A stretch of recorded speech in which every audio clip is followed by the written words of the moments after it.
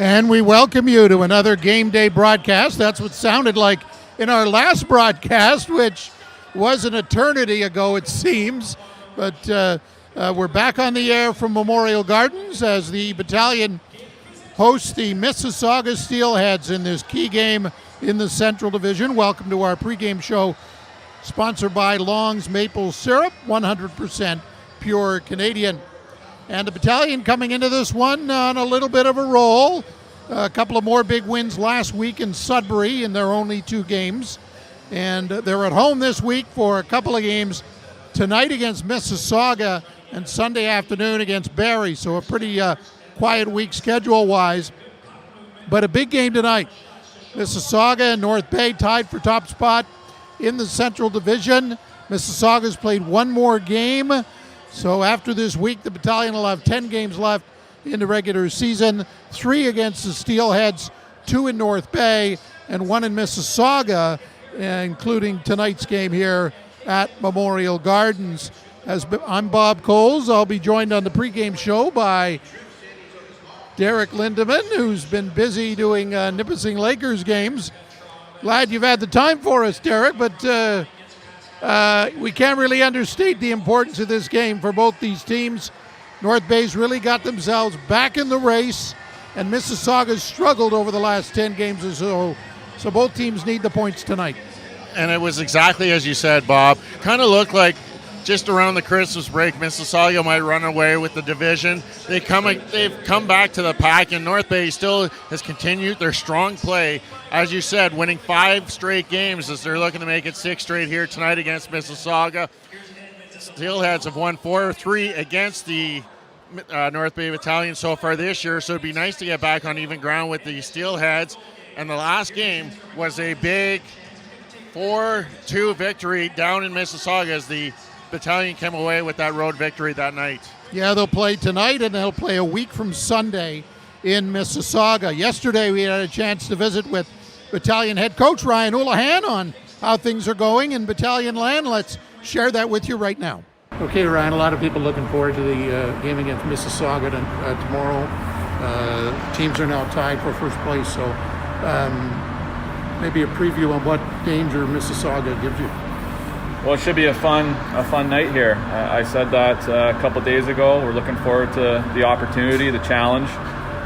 Mississauga's been at the top of the division for a reason all year. They're a very, very structured, big, strong team, and that's probably the strength. Well coached, well balanced. So it should be a really, really good game against 2 really good teams. What do you guys have to do? I know you haven't had as much success as you would have liked against Mississauga. What do you think it's been about them that they've had so much success against your squad? Well, just as I said, they're very structured. They're built with their big, strong defense group back there. So we're going to have to find a way to get to that a little bit. I think with our team, it's our strength is trying to use our speed and skill and hopefully let that flourish. And it's also an opportunity to kind of see where a fairly healthy group now, and we get to see where we match up against them. That's the key thing I want to talk about. You haven't played them with a full lineup, and I guess Tanias is still out, right? He's out, yeah. But everybody else is here. It's probably the closest you've had to a full lineup, play them in at least 2 months. That makes a big difference going on the ice tomorrow night, doesn't it? Yeah, you're right. It's we played this team a lot, sort of that December, January kind of time, and I think both teams now are a lot different. They made some moves with the trade deadline as well, so I think you're going to see kind of as close as what it's going to look like with both teams kind of putting their best foot forward. I've noticed the last couple of games you're trying to get that 4-line feel with Liam back in the lineup and how you've incorporated that into the 2 games against Sudbury. What's the strategy there with sort of spreading out the offense from line to line to line to line? Well, just what we've seen going through that and giving other guys opportunities is when things really worked during that stretch, we kind of put it in the back of our heads in terms of that might be interesting to use when we all get healthy. A prime example of that is the Podolou, Petrov, and Tarasevich line.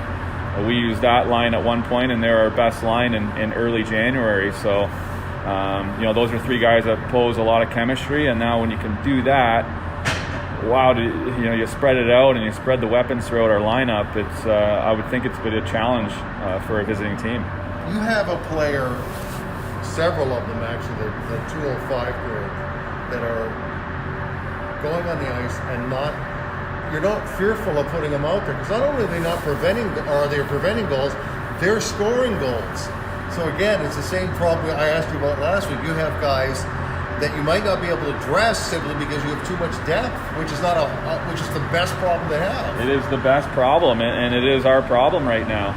We're seeing that guys they're finding ways. We see it every day in practice, and we've seen it for a long time, but now to be able to transfer that over to the games with what these players have been doing lately, man, it's impressive. And it's not easy on us coaches. Again, you're going to see this weekend, if we're healthy again, it's good players are out of our lineup, but you're going to need that down the road. We all know what can happen with these tight games.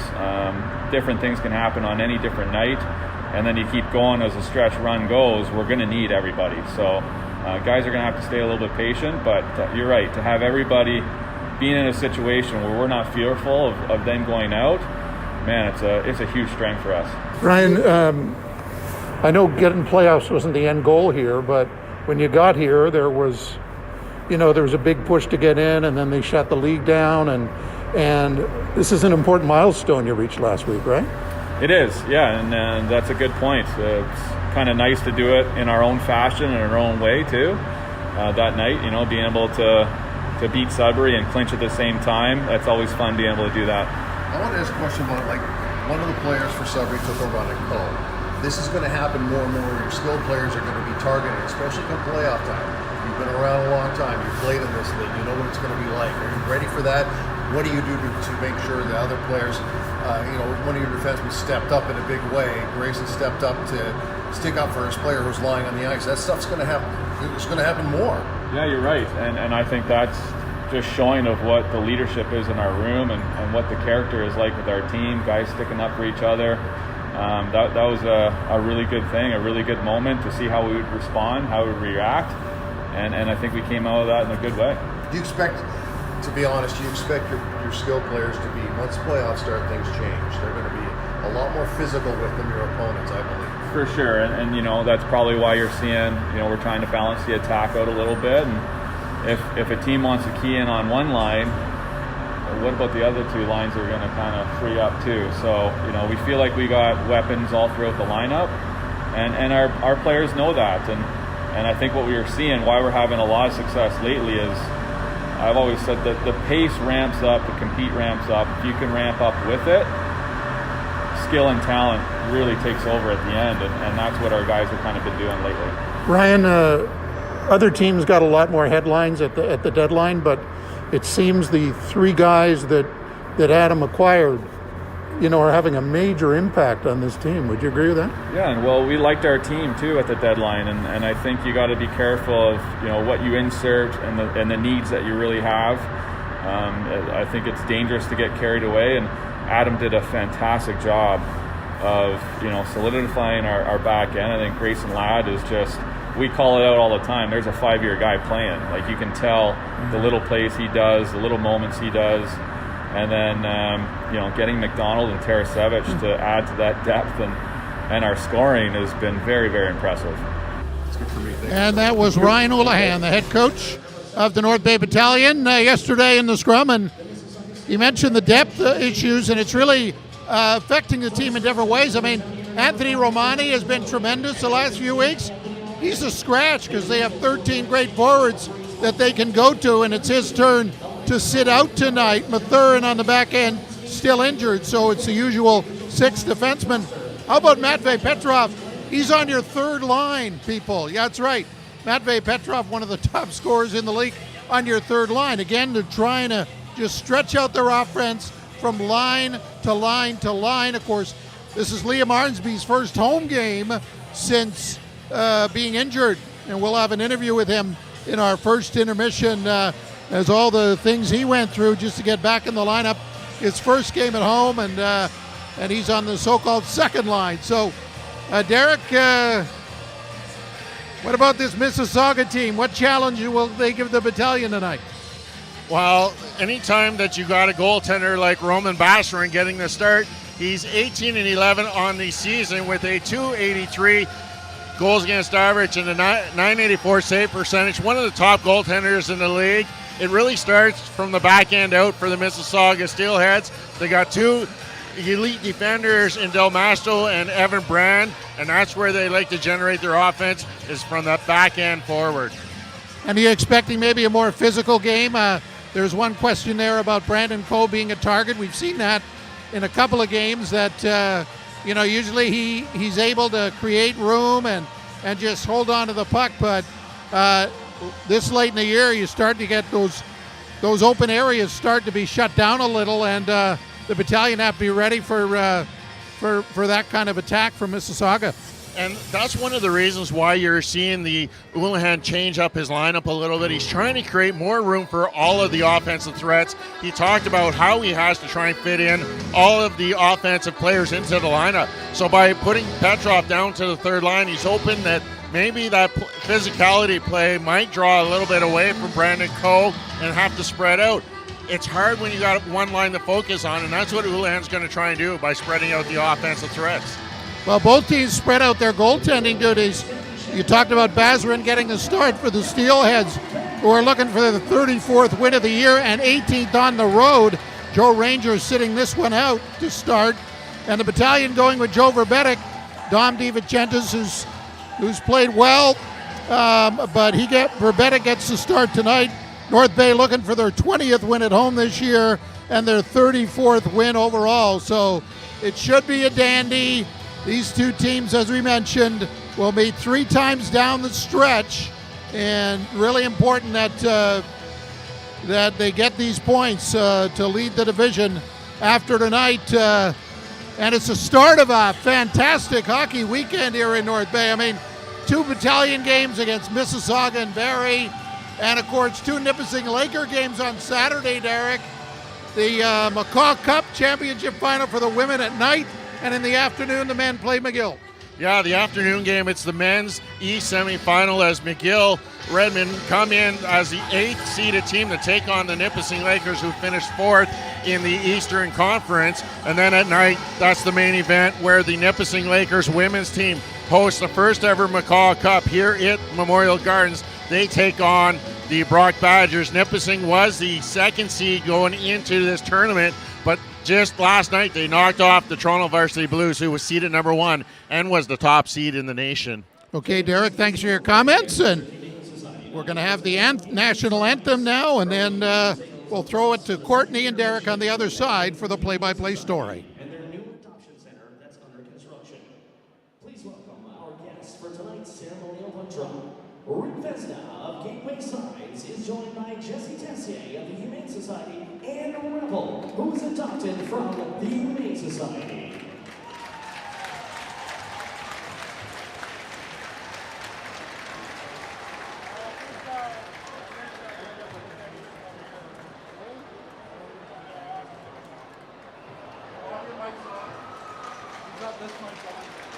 We ask that Battalion Captain Lee Arnsby and Mississauga Steelheads Captain Ethan Del Mastro join our guests at center ice for our ceremonial puck draw.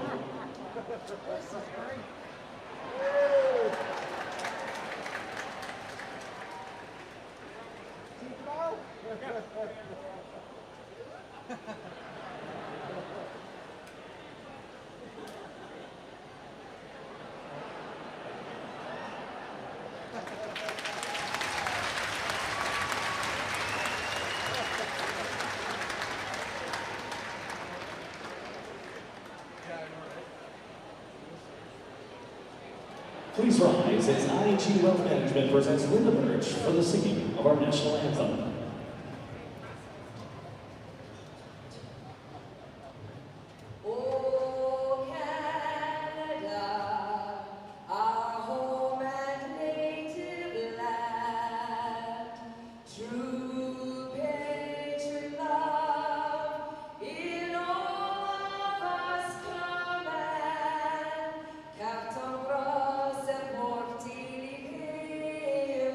Il s'est porté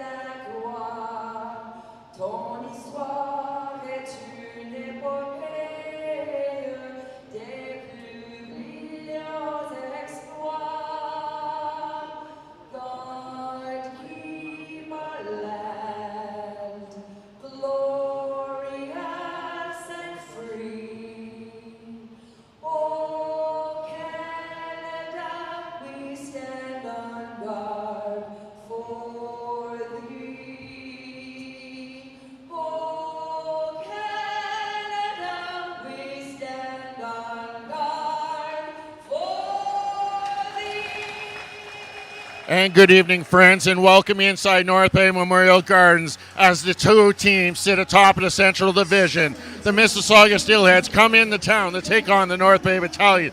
Both teams, 72 points, sit atop. The winner will take the lead for the Central Division.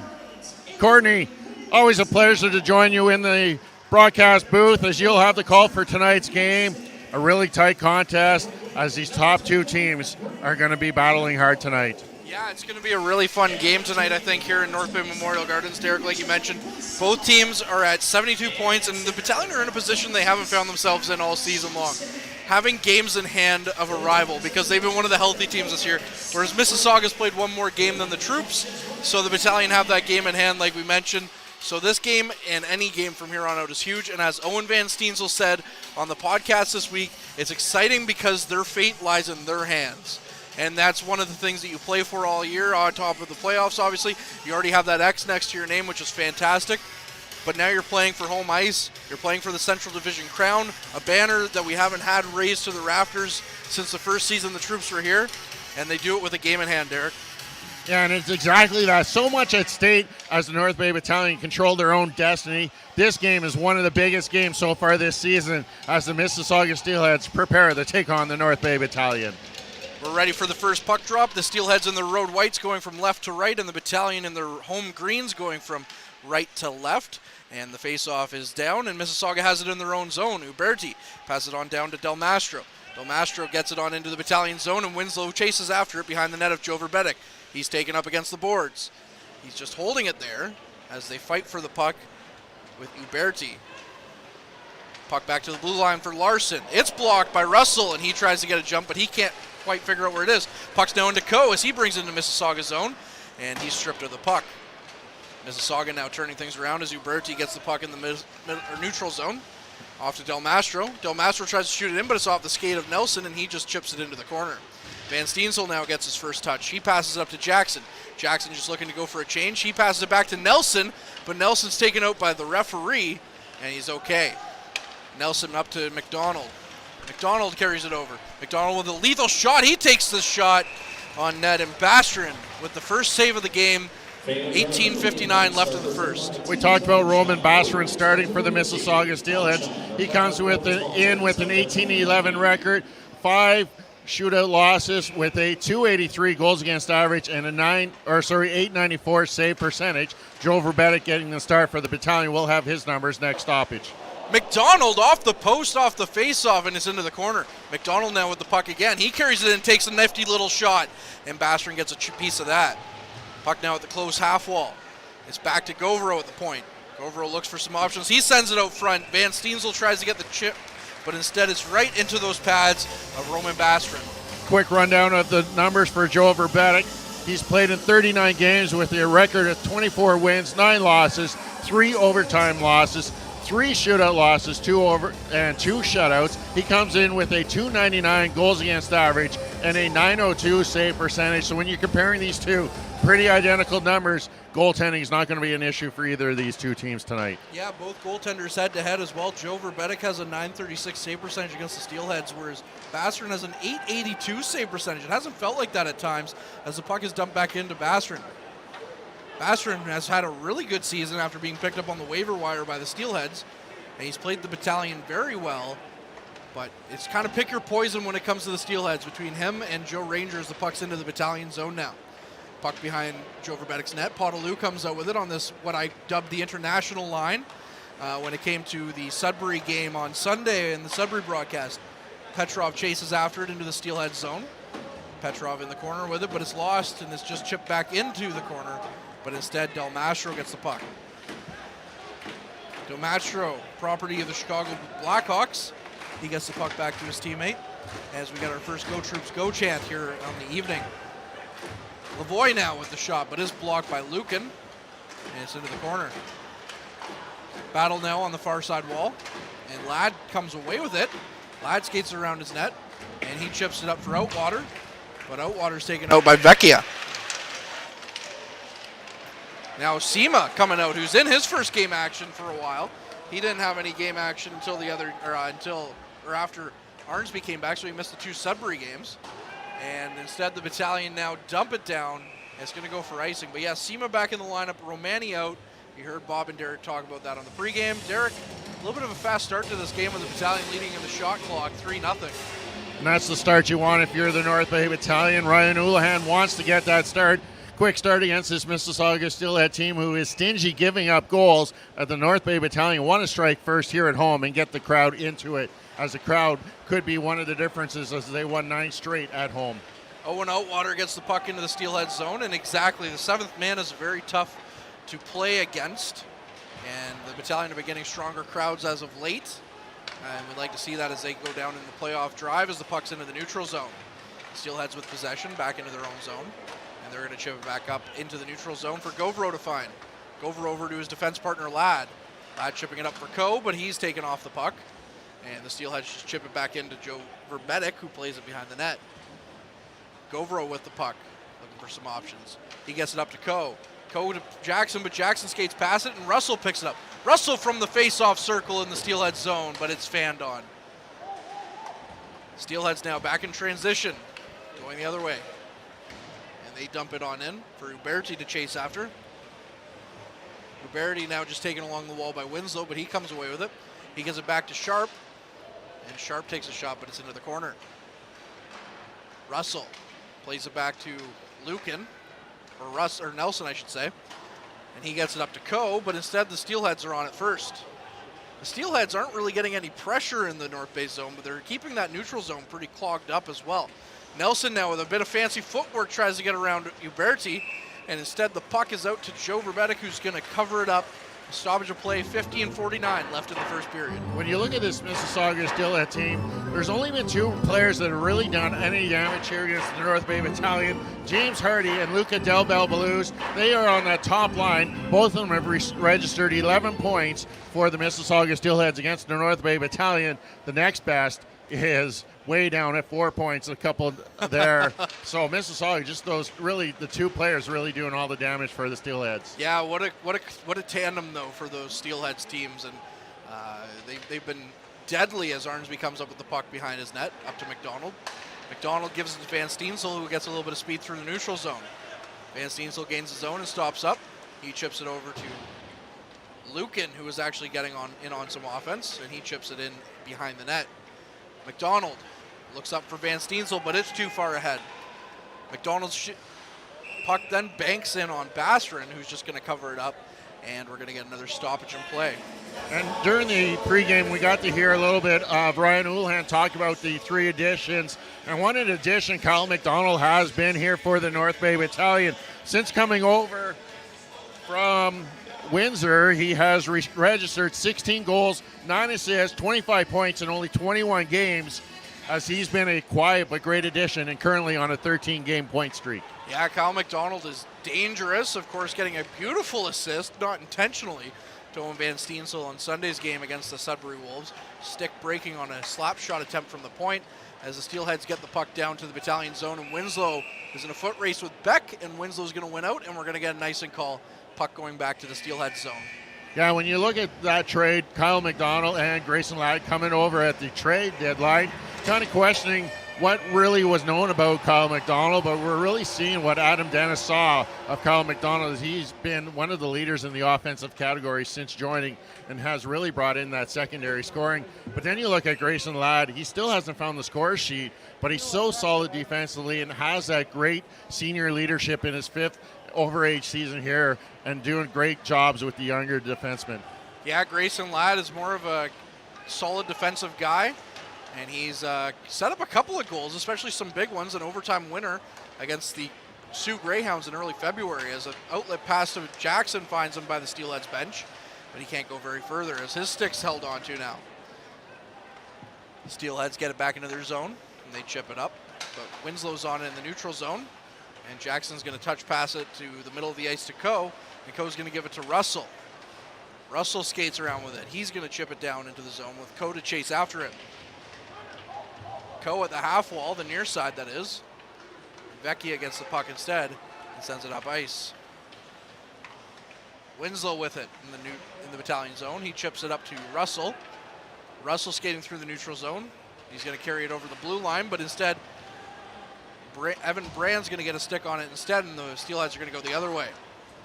Coming in with a shot attempt is Vecchia, but he misses the net. And Delbel Blues with the puck now behind the Battalion zone. And as we mentioned, he's very dangerous against the Battalion. He's very dangerous against the other OHL teams in general. He's having a fantastic year for the Steelheads. We're going to have to keep an eye on him in this game as Del Mastro gets the puck behind his net. Big hit by Captain Arnsby in his first game back at home, with Uberti now with the puck in the Battalion zone. Uberti passes back to the point, and it's going to get blocked. And away they go the Battalion, but it's a 2-on-2. McDonald coming in, he draws a penalty as Verbetic chases or scampers back to the Battalion bench, but instead the Steelheads are going to get a hold of it, and we're going to get our first man advantage opportunity of the game, and it's going to go in favor of the North Bay Battalion. Jake Urbetti going to the penalty box for hooking here as the Battalion get a great opportunity. They come in with the #1 ranked power play now in the Getting confused a little. We're getting the wrong leagues. As they sit currently atop of the standings with a 26.7 completion successful rate. Well, this Battalion power play is lethal, as you mentioned. Russell now back to Coe. Coe cross ice to Petrov, and that's just going to hit the side of Bastron's net and go wide. Russell back to Coe. Coe's going to send it back to Nelson.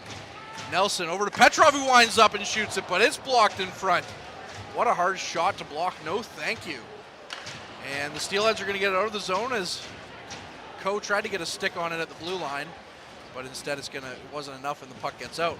Russell dumps it down, and it's going to go all the way around for Coe. Coe back to the blue line for Nelson. Nelson over to Petrov. Petrov quickly tries to get it to Coe, but instead Russell intercepts it.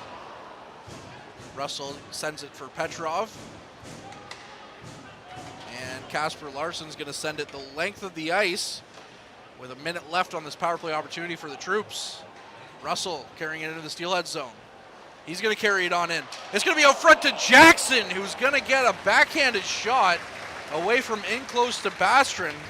And Bastron's going to stand tall. 56 seconds left on the power play, 12-13 left in the first period, and we're going to see the change of power play units. Probably the best opportunity the North Bay Battalion had so far, as Kyle Jackson found himself wide open on the backhand shot. But not too shabby as it is. Penalty kill of the Mississauga Steelheads. They come in ranked 3rd in the league, killing off 83.3% of their power plays. Yeah, it'll be quite the special teams matchup here this evening. And they're known to give up penalties. They've given up the 3rd most penalties, 221 penalties they've taken so far this year. Yeah, if you give up penalties, you're going to have to be very good at killing them off. The Sudbury Wolves give up the most, and they're not very good at killing them off. Just had to get my little dig in there while I got the chance. As Arnsby carries it out, and he can't get a shot away. And now a little bit of a scramble out front, and Winslow gets it and kicks it into the corner. Steelheads near side corner, and we're getting a little bit chippy already. And of course, whenever Arnsby's out there, you know that there's bound to be a few sticks or fists flying as McDonald carries it over the red line, and he gets it over to Arnsby at the blue line. McDonald now picking it up. He just gets it in deep, and Van Steensel picks it up behind the Steelheads net. Van Steensel tries to rim it around, but instead Del Mastro's going to pick it up. And he's going to lose it to Arnsby. He's just going to send it back for Van Steensel, but instead the Steelheads get it out to the neutral zone, and they're going to be off now. Pruder coming across. Pruder tries to do some nifty dangles, but instead Wakely's there to stop him. Van Steensel now up to Wakely, and he goes off for a change. Wakely looking to make some moves, but he's played hard by Larson. Wakely with the puck behind the net, and he just tries to chip it out, but instead hits the back of the net, and he's going to continue on with it. But now he loses it, and Uberti has it. Uberti back to Larson. Larson sends it up ice, and the Steelheads are in through the neutral zone. Uberti now tries to get it, but instead he loses it to Lucan. Lucan behind the net. He's played hard by Uberti. Outwater gets it now out to Sema, and they're just going to lose it at the neutral zone, and the Steelheads are going to chip it back into the North Bay zone. A little bit of pitch and catch here. Fitting, considering baseball is finally back on the menu. Sharp now passes it back to Evan Brand, his D partner. And they're going to fall down. There's a lot of falling down in front of the Battalion bench, but instead Lucan picks it up now in his own zone. And Sema now losing a handle of it through the neutral zone. Again, we're getting stuck in the neutral zone, guys, as a shot comes in finally from Misa. And Joe Verbetic standing tall with the pads. 10:03 left here in the first period. Shots are 5-3 or 5-2 in favor of the Battalion. Hasn't been as wide open as the start predicted here, as that's only the second shot that Joe Verbetic has had to stop, as the currently outshooting the Steelheads by a total of 5-2. And that's something we kind of thought was how free-flowing this game would be, but both teams trying to take away and making good defensive stands, keeping the play to the outside here early on. Battalion win the draw back behind their net. Tarasevic will go and collect it. Brand with it in the neutral zone. And it's passed back to Gordon. Gordon's going to chip it in, and Ladd's going to chase behind the net. He's just going to be taken off the puck with Govro, who tries to get the puck sent right up against the boards. Instead, Ladd finally gets a hold of it. Tarasevic now with it. Tarasevic over to his friend Petrov. And Petrov kind of getting in the face a little bit of Gordon as he goes offside. And we're gonna check in now with Mr. Coles, who's gonna have your update as to what's coming up in the first intermission. Bob? Thank you very much, Courtney. And yeah, a bit of a playoff feel in the first half of this first period with not a lot of shots, not a lot of chances. The one North Bay power play, but nothing to show for it. Joe Verbetic not as busy as Mr. Bazarin at the other end. In our first intermission, we'll interview Liam Arnsby yesterday about returning to the lineup. It's been a bit of a recovery for him, so it's great to see the captain back out there. And, of course, the Frontline podcast busy with a couple of O's this week. Owen Van Steensel and Owen Outwater. And the boys had a chance to visit with those guys, and we'll share part of that with you in our first intermission, and we'll see if we'll have any goals when the intermission hits. No goals yet, boys. No, and only 7 shots fired so far. Battalion leading that category 5-2, as the Battalion were unsuccessful on the only power play in that first half of the first period, but they look to get things going as the lineup of Arnsby comes back out. It's something we haven't seen here at Memorial Gardens in some time, is that physical effort that Liam Arnsby brings.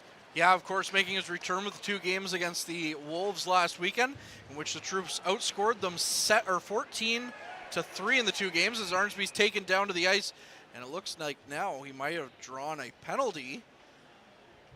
We'll have to see here what the call is, if there is one. Doesn't look like there's going to be a call, as both referees are heading away from the penalty box, so that's usually a sign that there's no penalty on the play, as the looked like Arnsby fell on top of the puck, so the faceoff's going to come outside of the blue line, just on the near side in front of our broadcast booth. Yeah, you see some chipping and all that stuff going on, and Arnsby down on the ice, you just assume. But instead, 5-on-5 hockey continues as Beck carries the puck through the neutral zone, and it's called just a hair offside at the North Bay Battalion blue line. So we're going to have to do it all over again, Dirk. Yeah, kind of coming to a snail's pace here. But Ryan Uland really likes the way this first period has gone. He's been able to roll his 4 lines, get everyone really involved in this play, and really had that first power play opportunity unsuccessful. But hopefully there's going to be many more of that, where that comes from, as the Battalion look to take a lead here late in this first period. Yeah, and the 7th man just waiting to erupt in the stands, as Brandon Coe with it in the neutral zone. Gets it up to Russell. Russell check, but he stays on, and it's over to Coe, but he can't get a shot away. He had a wide open net, but he just couldn't get that shot away as Hardy chips it out to the neutral zone, and Coe chases after it. Coe back in his own zone with the puck. He turns around, sends it up to the neutral zone to Jackson. Jackson to Russell, and they're going to call that, looks like offside as well. So the linesman right in front of him said it was good, and the referee in front of the Mississauga Steelheads bench listened to the coaches and called it offside. I'm going to have to agree that that definitely was an offside play, as I think this has been the 4th or 5th whistle since the halfway break. Yeah, I was just going to say, and that was a really delayed offside call for sure. It was about 5 seconds there. The Battalion had the zone and then whistle. But anyways, we're back underway. Puck in the Mississauga zone, as Wakely sends a pass all the way back to his goaltender, Joe Verbetic. He's like, here, Joe, you haven't really touched the puck much. Here you go. And the puck behind the net now. Lucan with it. Lucan checked by Pruder. Wakely picks it up. Wakely tries to give it to Paul Christopoulos, the acting legend, and he's going to lose the handle of it. Wakely over to Sema. He gives it to Wakely. Wakely's going to chip it down, and it's going to go into Bassron, so it seems like Wakely's just trying to play pitch and catch between the two goalies this shift. Yeah, it's just neither goaltender really getting into a flow of it, but keeping the shots down 5-2. Neither goaltender having really to make that big save other than the one Bassron made off the backhand of Jackson, as play has really come to a halt here. 8:09 left, and still nobody really getting any flow of going back and forth. It's just been quick shift whistle, quick shift whistle. Nobody really making any crisp passing here so far in this first 12 minutes of play. Yeah, and it seems like the Battalion lead on the scoring chance clock. But yeah, not any goals, of course, and a lot of quick whistles. Like you mentioned, Tarasevich now. That international line back out there as we have a Belarusian, a Russian, and a Ukrainian descendant out on the ice. Tarasevich in the corner. He's knocked down. Fans calling a little bit for a penalty, but none's going to come as Pruder took him down. Shot came in from the face-off dot from Tarasevich, now getting back to his knees. And Ladd from the blue line. A shot that looked like it almost handcuffed Bassron, but he's going to get a hold of it right up on his shoulder. Yeah, catching Bassron a little up high in the shoulder area. Good opportunity there coming in off the stick of Grayson Ladd. Unfortunately for the Battalion, Bassron was able to follow that all the way in and smother it, not allowing any rebounds here as there's still 7:38 left to play in this first period. Battalion now with 7 shots on goal compared to only 2 of the Steelheads. Yeah, Battalion kind of controlling pace of play so far as Govero keeps the puck in the zone. And it's going to go out to no one on the far side. McDonald now picks it up in the corner. He tries to get to Van Steensel, but he's taken off the puck. And the Steelheads look to go the other way as Uberti carries the puck over the red line. Uberti into the zone. He shoots it on Joe Verbetic, and Verbetic kind of lost it. The referee's going to take the whistle. But yeah, it's underneath Joe in the blue paint, but he had lost it. When you see a goalie start to look around, you get a little bit worried. No, that's never a good sign when the goaltender has no idea where it is. And that's part of the issue with some of this equipment of how light it is and how much there is. Sometimes you don't feel that puck hit you and you lose track of where it is. Good for Joe Verbetic to stay with it and just sit on top of it to get the whistle. Nelson with the puck off the faceoff. Up to Russell. Russell's going to send it in to Coe. Coe going to get it. He's going to score! Brandon Coe! What a set play by the Battalion. The Coe show continues as Brandon Coe picks up his 31st of the season. What can you say? Was that a planned play? Russell seeing Brandon Coe down the right-hand side, fires it off to that kick plate, and Brandon Coe picking that up, going in all alone, beating Bassron low glove side.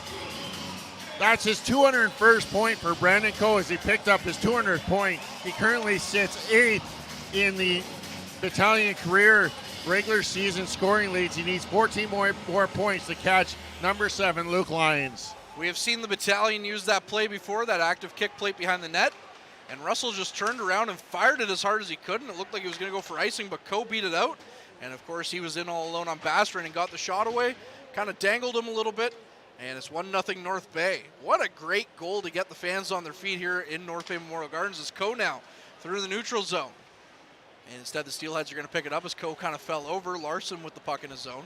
He passes up to Del Bell Blues, drops it to Uberti, and he loses the puck thanks to a nice back check by Jackson. Outwater with it now. He sends it out to no one in particular. Del Mastro picks it up at the red line. Del Mastro kind of avoids a hit from Sema at the Battalion bench. And Pruder's going to send it in to Del Bell Blues on a bad angle shot, and Joe just turns it away. Sema losing the handle. And it's back to Nelson behind the net. Nelson looking up ice. He sends it to Outwater. Back-to-back first-round picks for the Battalion, connecting there. Wakely sends it back to Sema, and it's going to find its way back to Wakely in the corner. Wakely's going to send it out front, and it's going to hit Bassron's pad, but not go in. As we get another Go Troops Go chant here at Memorial Gardens. Wakely just skating around the zone as if he's Peter Forsberg. Sends it behind the net. It's going to miss everyone. Brand up to Beck, one of the great rookies in this league right now. He's bodied pretty good by Lucan. Lucan plays him hard, and Paul Christopoulos comes in to get the puck up to Outwater. Assisted by number 20. The shot coming from Schwint, and it's going to miss the net as it hits a skate and go wide. Lucan with the puck, but he has no stick after he blocked that shot. And he's going to get stuck in the corner, but the Battalion are going to get possession of the puck. Christopoulos over the red line. Christopoulos chips it in behind the net. Larson has it.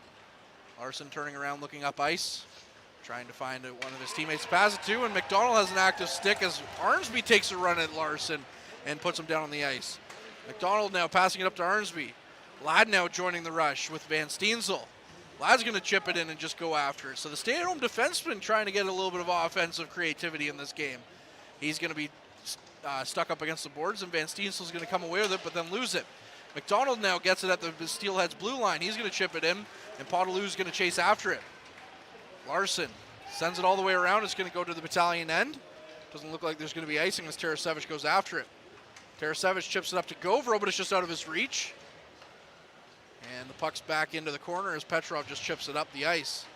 Now at the half wall on the near side. The Steelheads chip it back to their blue line. Hardy with it behind the Battalion net. And Del Belbalou is going to come away with it. Del Belbalou is chipping it back to Hardy. And it's going to get all the way back to the Steelheads blue line for Gordon to send it back in. And Del Belbalou, or I should say the Battalion blue line, but they keep it in. It's Tarasevic now, off on a 2-on-1 with Petrov. Petrov going, but he's hooked, and it's not going to be a penalty. Actually, it was a great defensive play, really, by Brand. Petrov got the backhand off, but he missed the net. Uberti now back into the Battalion zone as things have opened up a little bit. Puck stuck in the corner, the near side wall. Petrov with it again. He takes it up ice, and he's going to give it to Nelson. Nelson looking to see what he can do, but he's taken to the boards by Sharp, but he holds on to the puck into the corner. Finally losing it, and Coe takes off and hits Sharp. And the puck is chipped back out to the neutral zone as Russell misses it. Puck given off back into the neutral zone for Jackson. Just a little bit of ping pong there. And Coe back to Jackson. Jackson with the shot, but Bastian in the butterfly just stays on top of it. 3:17 left in the first period. Shots are 8-3 in favor of the Troops. Just getting back to that goal that Brendan Coe scored there off the end boards. Kind of reminded me of a goal we called not too long ago as we called the U16 AAA Trappers taking on the Timmins Majors as the defenseman Davis Anello found a break and killed Dawson off of that same play using that same kick plate to send in Dawson all alone with the same result. So that's something that has to be noted here from Memorial Gardens is how lively those kick plates are. And I know when I take a team into a new arena, I always want the D to try out those kick plates and see what kind of bounces they have. Yeah, and you know what? That play that you're talking about was actually used in a motivational video for the U16 Trappers, which we'll get back into a little bit more in the second intermission as Chris Dawson is in attendance to talk about that team. And the Battalion just going to keep the puck down in the Steelhead zone and run some of the clock here. But the Steelheads are finally going to get away with it with Beck carrying the puck over the red line. Beck tries to find Schwint, and he trips Russell. No call coming. And the puck's back out to the neutral zone once again. Winslow gets it up to Jackson. Jackson takes it back into his own zone. Back to Winslow. Winslow over to Nelson. Nelson just gets it up to Outwater, just tips it into the Steelhead zone so the Battalion can complete a change. Steelheads coming in. Pruder with the shot, but Verbetik's blocker sends it wide. And the Steelheads again. Over to Misa. And what a save by Verbetik. Oh my goodness. It looked like it got past him just the way the Steelheads reacted. But instead he came over and no goal light, and the fans say, or cheer, and the refs say play on. Wakely now with it. He's going to send it down, trying to do almost the same thing, but instead it's just going to stay in the Steelhead zone. No icing though. Yeah, what happened there with the icing call?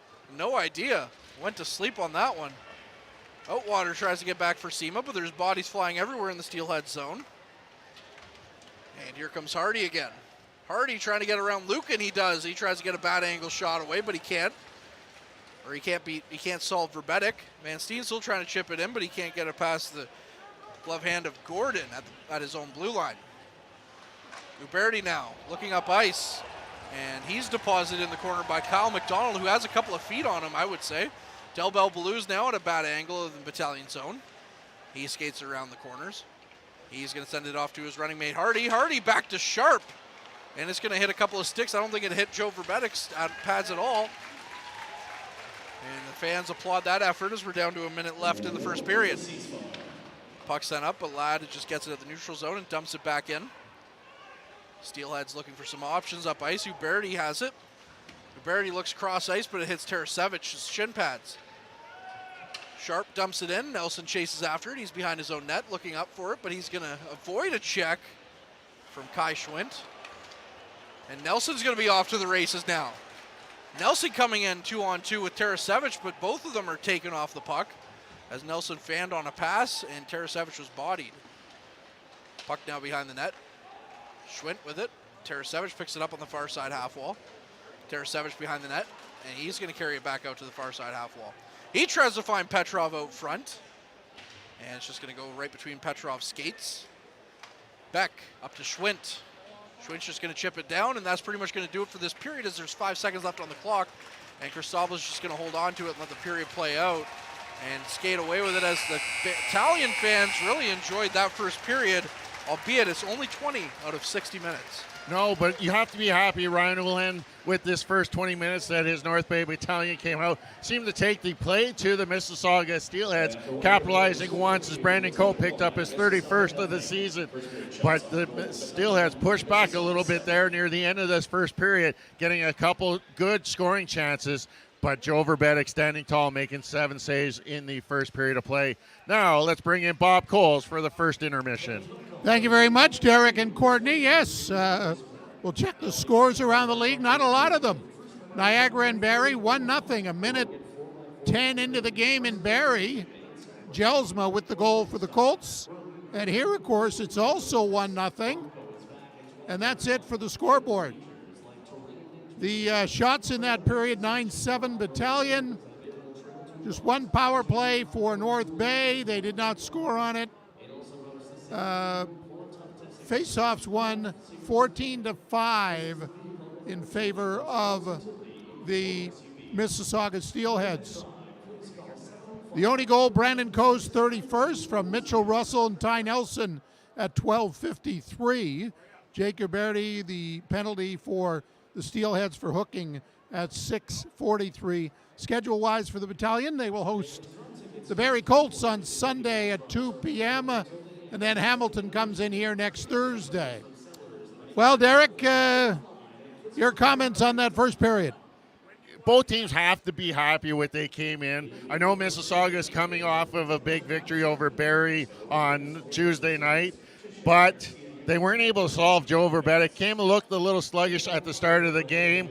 Came back near the end of the period, getting 5 quick shots. Verbetik having to make a couple big left pad saves. But North Bay, what can you say about that first period? They came out, they controlled the play, they got that power play opportunity. They got a nice goal there off of Brandon Coe. Just playing a solid game. They've got to keep that up for a full 60 minutes here if they want to come away with a victory.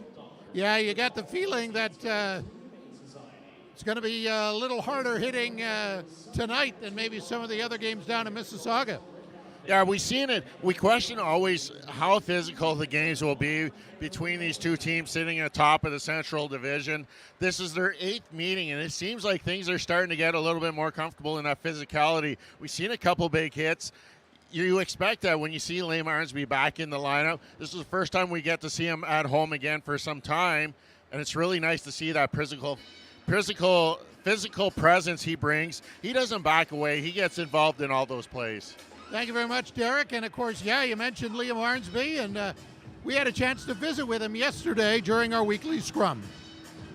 Okay, Liam, well, obviously you're back in the lineup. Tell us about your injury, your initial injury, and I guess the therapy that you were undergoing, to get back in the lineup. So I had a grade 2 tear in my MCL, and the treatment was to just, me and Satch were doing all kinds of, we're doing this red light therapy, range of motion, ultrasound, and then ultimately we just gave it time to properly heal, and then eventually we started strengthening it and mobility. And then for the last 2 weeks I was on the ice, and then for the last week I was doing contact practices, and then till last Friday I played my game. How frustrating was that sitting back when all your teammates are out, especially in the stretch there where a lot of guys were out and the team wasn't doing as well. Yeah, it's unfortunate. I mean, obviously being a big part of this team, it's nice to contribute, and it sucks to have these things happen, but I'm glad to be back in the lineup and contributing. So tell me about the first game. I know they talked to the coach about they wanted to ease you back in 3 minutes there. You're the typical Liam Arnsby trying to make your presence felt in front of the net. Yeah, I mean, once you start playing, you kind of just play the game. I mean, not much really thinking. You just kind of go out and do what you do best, and I think that's what happened. You get here your first year, and things aren't going well. There's a coaching change. There's a new GM, a lot of new teammates coming in. As captain, how have you sort of dealt with this season in terms of being one of the big leaders on the group? I've just looked up to the older guys, I guess, for help, and even from the previous year's leadership group, they've helped a lot. And I think just going off my role models and having such a great coaching staff, it's made it easy. And the depth of this team, really impressive, right? I mean, there's not like one line now you have to worry about. You have to worry about all four lines, right? Yeah, I mean, I think that's going to be our biggest strength going into playoffs, and especially with all our players now coming healthy, just waiting for T. I think that's a huge step for us, and I mean, coming playoffs will be very dangerous. And the importance of the game against Mississauga tomorrow night. Yeah, it'll be a big one. I mean, we're both neck and neck for the division, so I mean, obviously beating them will be huge for us, and we look forward to that game. Okay, thanks, Liam. Thank you. Okay, thanks, Liam Arnsby, for that, and good evening to Mike Brito, who is listening. He's usually here doing stats here for the OHL, but Courtney, he's listening along here from Barrie to tonight's game in North Bay, and that's a great thing. It's always a great thing to hear from our listeners. You can listen to it on the YouTube channel of the North Bay Battalion or follow along on their Facebook live feeds. Anywhere you can catch those games through any internet feed you have available. And Derek, Liam Arnsby is really helping out the battalion. It's enabled to sort of really spread out their offense, right? He goes on the second line. It's a good fit with McDonald. And then Petrov's been playing on the so-called third line, which it really spreads out their 5-on-5 play, doesn't it? And it does, and it just gives some stability throughout the lineup. You're not just front-loading that one line. You got Russell, Jackson, and Co., who is solid. They capitalized on the first goal here tonight. But then you got Arnsby, McDonald, and Van Steensel. Arnsby's that guy that can go in and create space for two guys with really great shots. Van Steensel and McDonald, they have that quick release that can score from almost any area. And then you're hoping that Petrov, Podolou, and Tarasevic can find some chemistry here during this last 11-game run and try and get a spark going into that playoffs. You need more than just one line running if you're going to go far in the playoffs. Well, it's 1-0 North Bay after one. So far, so good. Earlier this week on the Frontline podcast, the boys had a chance to visit with the two Owens, Owen Outwater and Owen Van Steensel. Let's hear some of that now.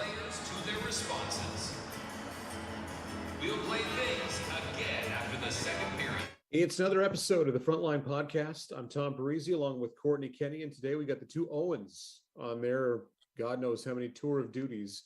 Probably second, I'm guessing. So yeah, I think it's second for both of them. Yeah. Yeah, Owen Outwater, Owen Van Steensel, fellas, welcome back to the podcast. And much like our guests last week, Nick Sema and Mr. Romani, you guys have been killing it lately. What's changed? I got to know. Mr. Outwater, let's start with you. What's changed so far for you? I think just getting more comfortable with the team and in the league, getting used to the speed that the league plays at. It's been a little bit of a transition, but I think especially in the last couple of months, I think I've caught up to that speed and been able to excel on my game. And Owen, number two. Yeah, a lot of what Owen said.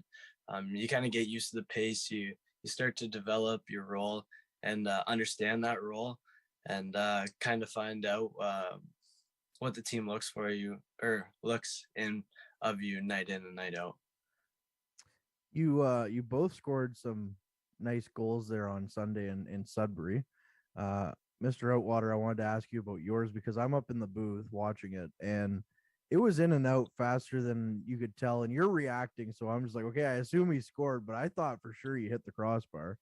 Did you know? Obviously, you must have known right away that it went in. I'm gonna be completely honest. I had no clue if that puck went in the net. I just started celebrating and prayed that it went in because it would have looked pretty bad if it didn't go in the net. Okay, fair enough.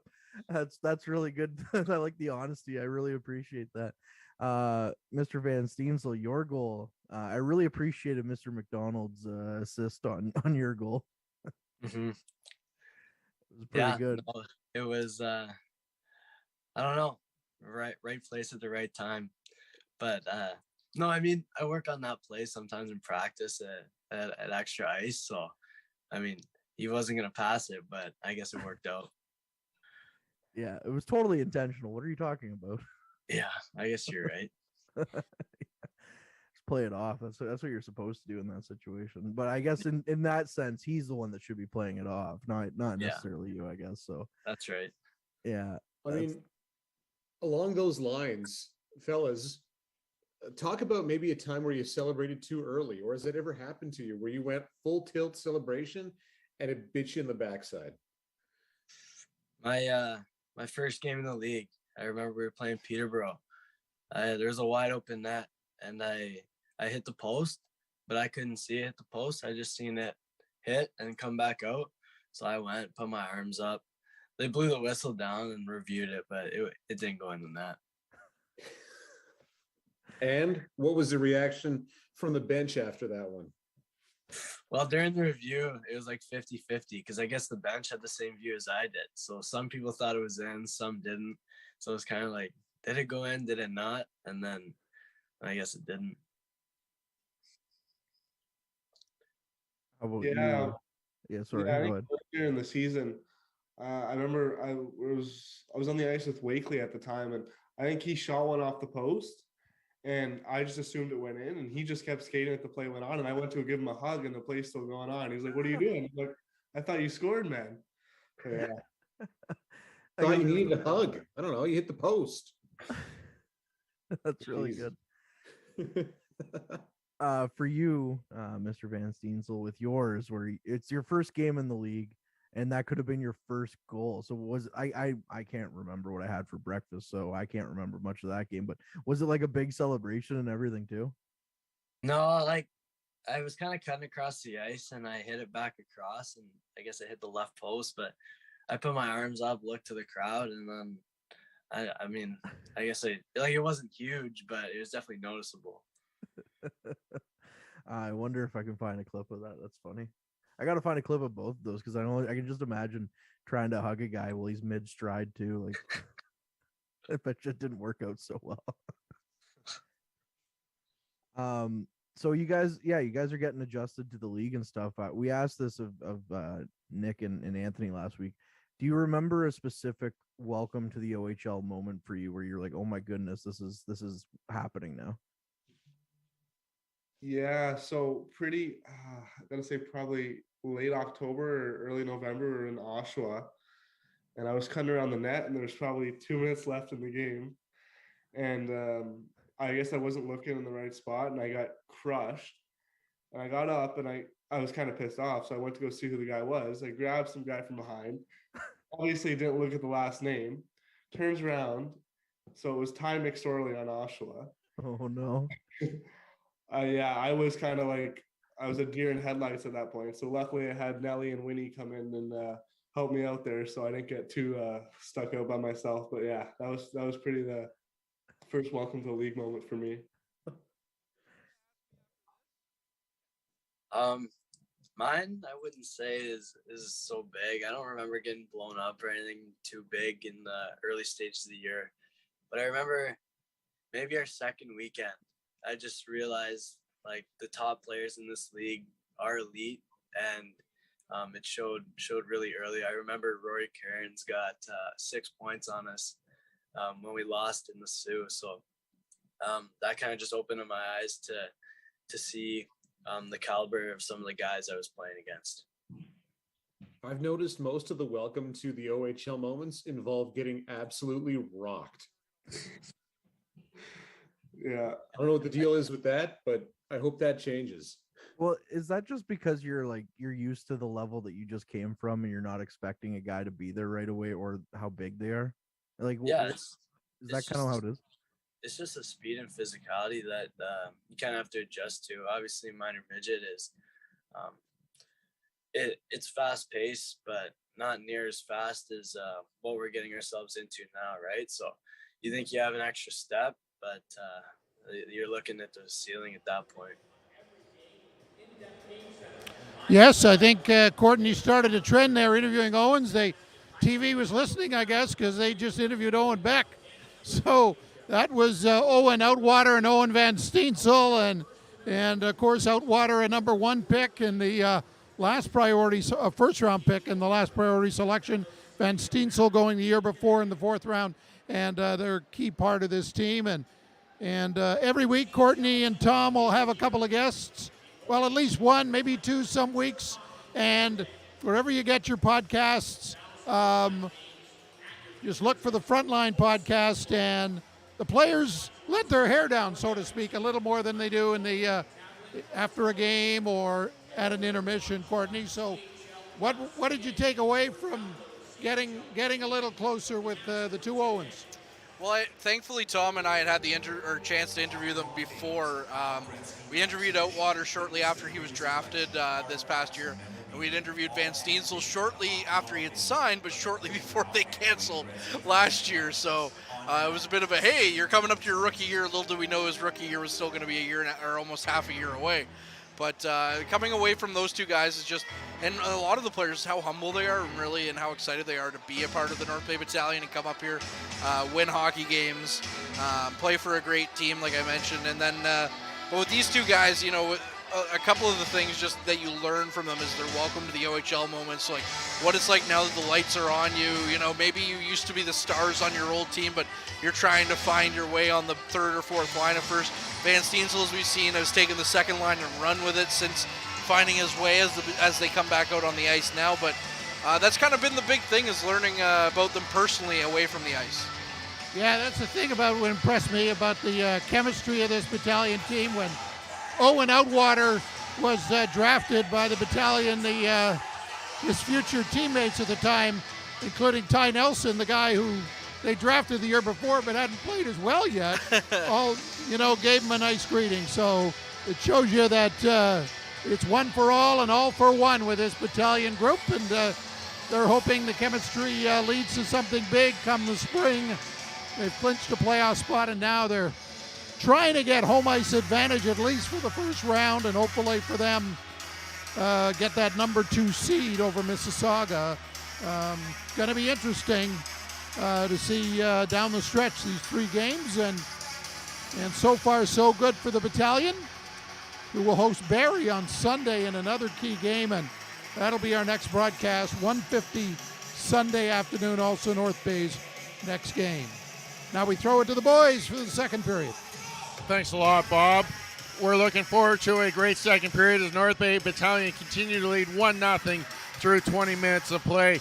The only thing I want to look forward to, Ryan Ulan, is improvement in the face-off dot. Battalion only winning 5 of 19 draws at the center ice dot. Well, they get off to a fast one. They're winning the opening draw of this period as the Battalion in their home greens go from left to right in this period, and the Steelheads in their road whites go from right to left as the play is into the Steelhead zone. Russell with it behind the net. He tries to carry it out, but instead Nelson comes in with Coe with the puck in the crease now. He can't quite get a shot off. Nelson had a golden opportunity from the crease, trying to get a little bit of a one-timer off as the puck was sitting there. But Bassern came up with a big save, and then Coe coming right after it, but couldn't get a shot away as the puck's now stuck behind the Steelhead zone. And Del Mastro gets the puck up to the blue line, and Nelson shoots it. But Jackson with a nice tip, but Bassarans with his butterfly pads just gets a hold of it. And it looked a little uncomfortable, and the puck went around the zone again. It's all Battalion here through the first minute of the second period as Coe loses the puck to Larson, and he gets it up to Hardy, who tries to chip it up through the neutral zone. Uberti now loses it. Nelson picking it up to Van Steensel at the Steelheads blue line. Van Steensel rims it around, but Del Mastro's going to be the first one to it, but he skates by it. Arnsby gets it back to Ladd at the blue line, and Ladd loses it. Back out to the neutral zone. He passes it over to his D partner, Govro. Ladd passing it up to McDonald. McDonald carries it in. And McDonald's going to take a shot. What a hard shot by McDonald. It's going to hit, I think it hit the stick just from the sound it made of Bastron, and it's up into the netting. Talk about that first minute of play here in the second period. Great job by Ty Nelson, just being so alert, how he knows where that puck is and when to take his advantages as he comes in from the point, clear into the slot, just missing there. But again, finding Kyle Jackson with that little tip, unfortunately not finding the net, as Ty Nelson picked up his 39th assist in the first period on that opening goal by Brandon Coe. Ty Nelson coming as advertised and then some this season. And the Steelheads just having all kinds of trouble getting the puck out of their zone. As it's back to Govro, who shoots it in, but it's blocked in front. Steelheads finally getting it out.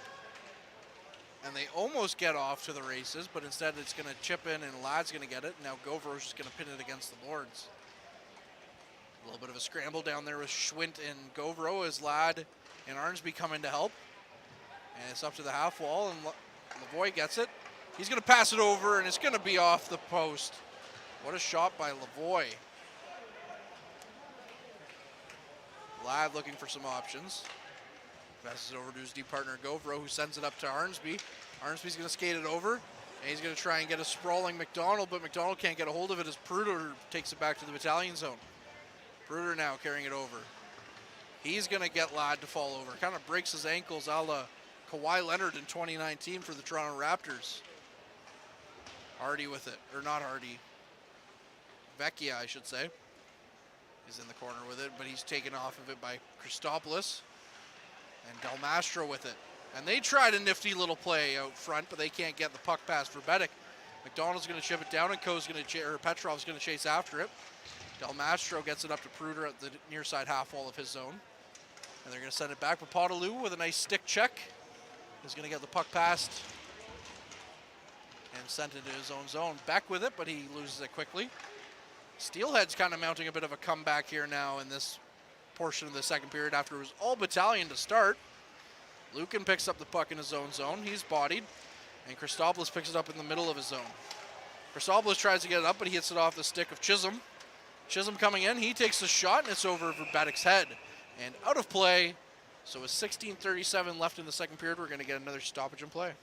Yeah, when you were talking about breaking the ankles, I thought you were going to refer to the Harlem Globetrotter game we came to on Monday night, where Torch, a member of the Globetrotters, broke the ankles of the Washington Generals player and going in for the easy layup. It was great opportunity here to see another event in Memorial Gardens other than just hockey. And what an atmosphere this city of North Bay held, and numerous fans here taking on that evening.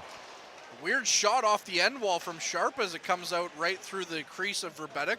And yes, what a great night indeed. You're about the only Generals fan I've ever met, though. I was hoping they were going to win. Although I do see some Oshawa Generals fans across from us. Don't they know it's St. Paddy's Day? You're supposed to be wearing green, not red. As Sema comes up and brings it over the Steelhead zone. Outwater tries to get a shot away, but it's blocked. Sema tries to bank it off Bastron, but it hits the back of the net. Binney with it. He sends it up. And it looks like it's going to go out of play. So another stoppage in play. 15:59 now left in the second period. Talking about the Oshawa Generals, Courtney, did you get a chance to watch any of that outdoor OHL game between Oshawa and Hamilton the other night? I did catch a little bit of it. Not too much of it, but enough of it that, it was entertaining to see. And very different as well, considering the Generals had just let their coach go, but I'll get your thoughts on that in a minute as play's back underway. They just let him go just previous to that outdoor game. And Ladd with the puck in his own zone. Ladd sends it up to Del Bell Blues. Del Bell Blues tries to send it to the midpoint, but instead Jackson gets a hold of it, and he sends it up to Coe. Coe coming in, streaking off the wing, over to Jackson, and what a save by Bastron. Bastron very quick across. But he's not looking like he's out of position very much, as his saves are very calm and collected. Del Bell Blues out front. He tries to get a backhand out away on Verbetic, but he misses the net. Govro now. Govro with the puck in his zone. He passes it over to Ladd. Ladd looking for some options. He's going to give it back to Govro behind the net, and Govro's going to send it up to Coe. And it's going to hit the blue line and be chipped all the way down into the Steelhead zone, so we're going to get icing. But yes, the General's kind of a strange time. I understand you're on a bit of a skid, but letting their coach go just before that outdoor game. But they looked like a different team as they were able to play a little bit stronger. And I wonder if that was just something to do with the atmosphere within the dressing room. They needed a change. But I love those Oshawa General throws back unis with the dual colored helmets, reminding me a bit of Eric Lindros in the early 90s. Yeah, the Big E coming to North Bay a couple of times to play against the Centennials. Came to North Bay more times than he went to Quebec City, that's for sure. Larson with it his own zone. He gets it up to Beck. Schwinto gets it across his zone. And a shot on net. Can't quite get there for Verbetic, and it's going to miss. Larson gets it in, and a tip on net by Lavoie. And the Steelheads are going to tie it up here with 14:39 left here in the second period. That's the first shot on net for the Mississauga Steelheads in this second period, with Zachary Lavoie picking up his 19th goal of this season. And we're back on level ground here with 14:39 left in this second period of play. A little bit of an unfortunate event there for the North Bay Battalion. Nonetheless, we have a tie hockey game. Yeah, Sharp just kind of let it go from the point, and Lavoie got a hold of it out front and tipped it on Verbetic. So Verbetic was in position for the first shot. He didn't really see the tip coming, and it unfortunately beats him. And we're back tied at 1. So back to an even playing field. And after that start, and the Battalion tried to do what they tried to do on that first goal, with Nelson sending it all the way down the ice, but it's going to hit the kick plate and go right to Basserin as McDonald was charging in on him. And it didn't work out that time. But yes, we're back to an even playing field after the Battalion really started this period off strong and kind of tapered out here over the last 5.5 minutes. Yeah, shots were 4-0 before that goal. But yeah, the Battalion seemed to be taking it to the Steelheads here in the first part of this second period. And that's about the third time they've tried that bank pass. Nelson with a shot, and it kind of bangs around and hits the back of a couple of players and just misses the net. Basserin tried to get a hold of it, but he couldn't, and play continues on with Del Mastro being bodied by McDonald. Arnsby now sends it around to Winslow. Winslow loses the handle on it, gets a stick up on Pruder, but no call. Arnsby tries to get it out to McDonald as he's falling down, and McDonald gets a shot away, but it's blocked in front. Arnsby with it in the near side corner out to Winslow. Winslow with the shot, and Basserin with the big juicy rebound, but nobody there to corral it. So the Battalion getting a bit of a good comeback here as Misa now up into his, by his bench as Nelson just punches him to the ice. Again, no call. Referees say play on. Nelson with it after a bank off the bend board. He gets it up to Van Steensel. Van Steensel, as we mentioned, on the Frontline podcast this week with Owen Outwater. You can find it anywhere you get your podcasts. And, of course, the Battalion YouTube channel, which if you're listening to us, chances are you are already there. Unless you're on the Facebook stream, well, then head on over to the Battalion YouTube channel after the game and catch out that episode. As the puck is into the Battalion zone, and it's going to be pinned up along the corner on the near side. Nelson comes away with it, but he's being harassed by Binney. Winslow with it. Now he can't get it out of his zone. Tarasevich comes away with it. Tarasevich getting slashed and whatnot, but he gets it out. Podolou now comes over the Steelheads blue line, and he's just taken off the puck. And Hardy's going to chase it down with Christopoulos getting to it first in the Battalion zone. Christopoulos skating around his net. He's going to get some ice and carry it up. He gives it to Tarasevich. And Larson's going to pick it up and send it around his net, but Petrov's going to be there. Petrov with the shot from the corner. You heard it hit Basserin's pad, but of course from that angle, chances are it wasn't going to go in. He was just looking to create a rebound. Christopoulos in his own zone with it. He gets it back, but instead Del Belbalou is going to pick it up. It's back to the blue line, and a shot comes in on Verbetic, but he's going to get a piece of it. Tarasevich up to the red line, and Del Mastro is going to get a hold of it. So Del Mastro just tries to chip it in across into the Battalion zone, but Lucan's going to glove it down. And instead, Del Belbalou, or I should say, Uberti gets it. But the Battalion eventually come away with it. Christopoulos just going to chip it down and go for a line change, as that third line had been out there for a little while. Hardy with it. Carries it up. Gives it to Uberti. Uberti over to Del Belbalou. Del Belbalou with the shot. Misses the net. Del Mastro shoots it in. And it's wide and into the corner. Govro tries to get a hold of it. And it's back to Del Belbalou. He's a menace, Del Belbalou. He gets a shot away, but it goes wide. Del Mastro back to Sharp. Sharp with the shot, but Joe Verbetik's glove hand gets a hold of it. 11:35 left here in the second period. 1-1 tie. Shots 15-11 in favor of the Troops, Derek. Just finishing off that scoring play by Mississauga. Zachary Lavoie picking up the goal from Casper Larson and Owen Beck. Owen Beck now with 46 points on the season. That's good for fourth in the rookie scoring race. Ty Nelson sitting just a couple points ahead of him in third place. Yeah, Ty Nelson and Owen Beck, both of them having great rookie seasons here in the OHL. And as we've said a couple of times on this broadcast, Nelson, as advertised, and then some. Russell carries it over the red line. He tries to get it to Jackson, but instead it's chipped in. Jackson missing the net. And Schwindt's going to carry it away. Schwindt chips it all the way into the opposite corner. Winslow's the first on it, but he loses the puck to Beck. Now Nelson's out skating Beck, gets the puck as if they knew that you were just talking about them, Derek. They said, yeah, we'll watch this, and Nelson tries to get it, but instead we got another stoppage in play. Yeah, but ever since that goal about 4 minutes ago, it's been all Mississaugas. They now have up to 11 shots fired towards Joe Verbetik, making 10 saves. 4 of those shots coming in this second period. But it just seems to be a change of fortune. And it's how can the North Bay Battalion stop this momentum and get it back on their side? Yeah, Troops looking for a big shift from somebody. And Ladd's going to send it up to Sema at the neutral zone. He's just going to send it into the Steelhead zone. And Outwater's going to go after it.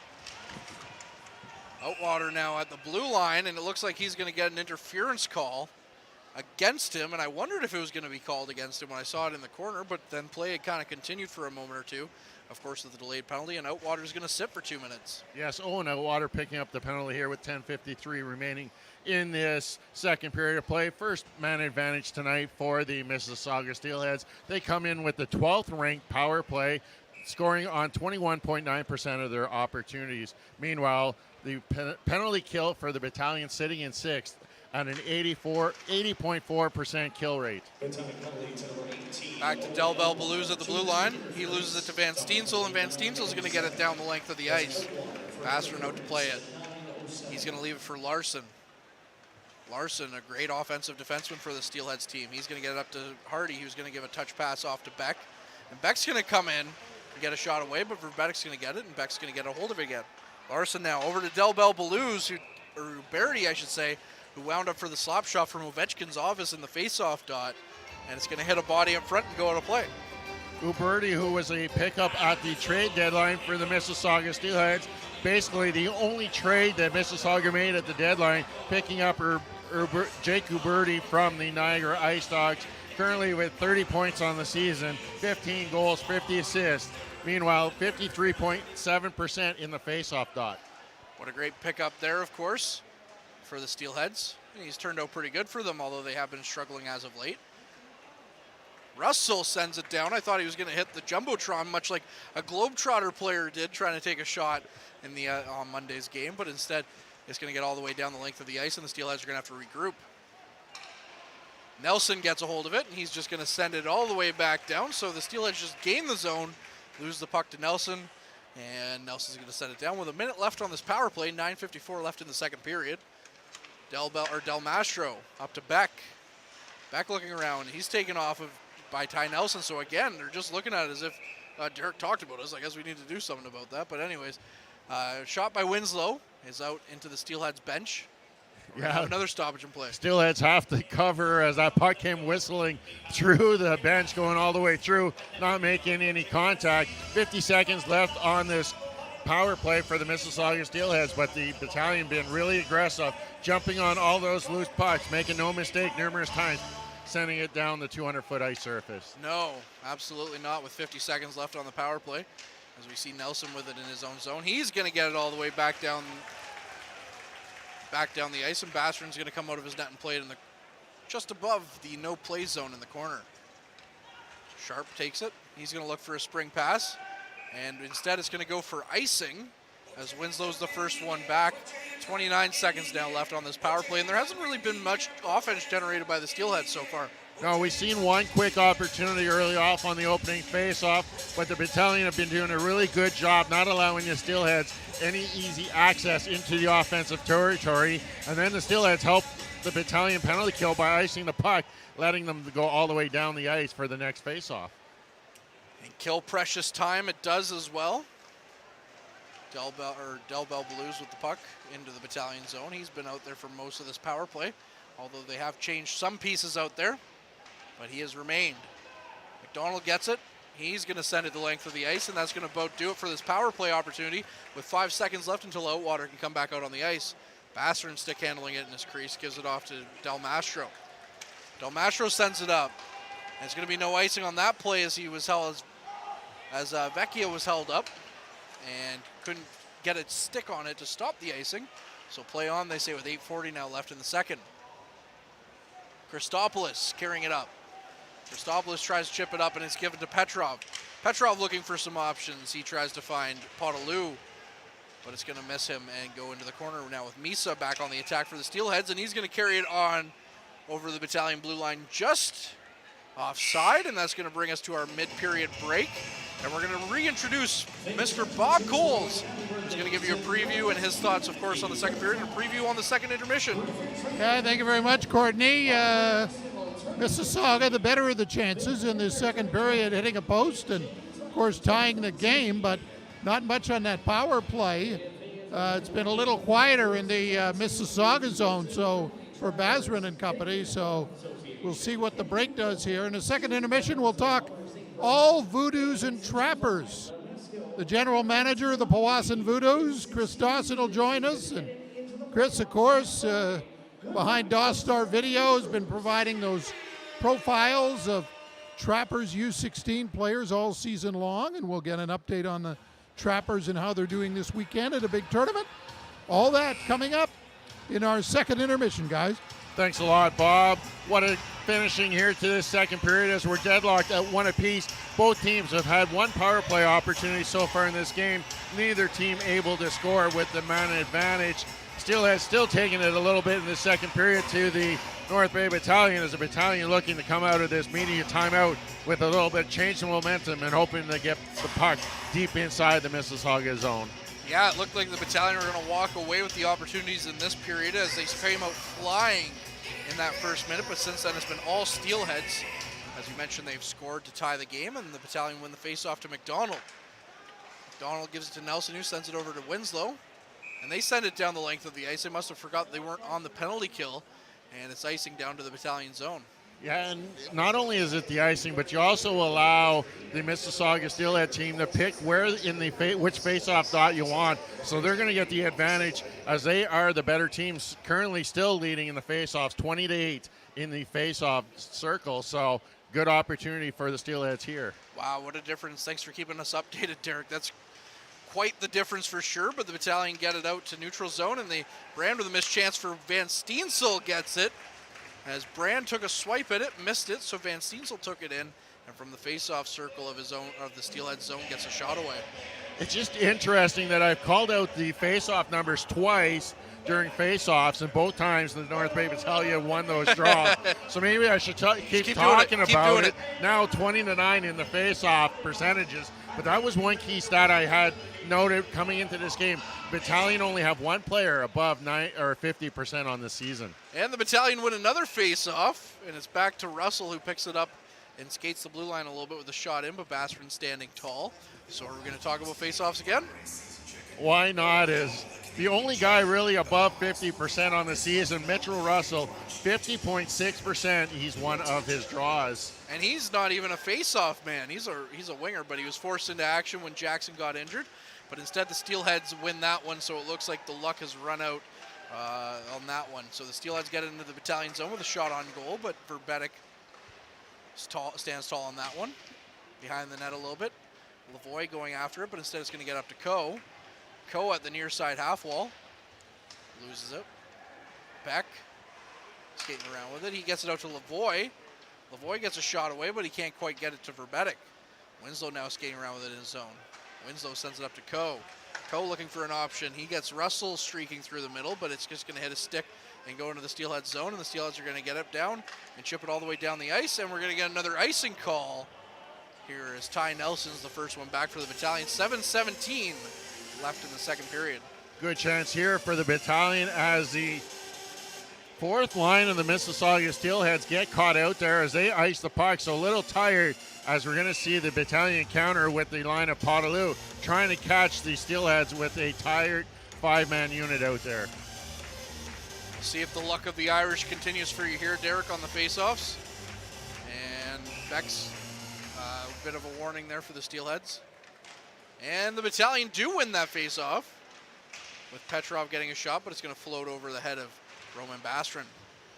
Petrov tries to get it deep into the Steelhead zone, and finally gets there. Del Mastro picking it up. And Petrov tries to come after it, and he does get it up at his blue line.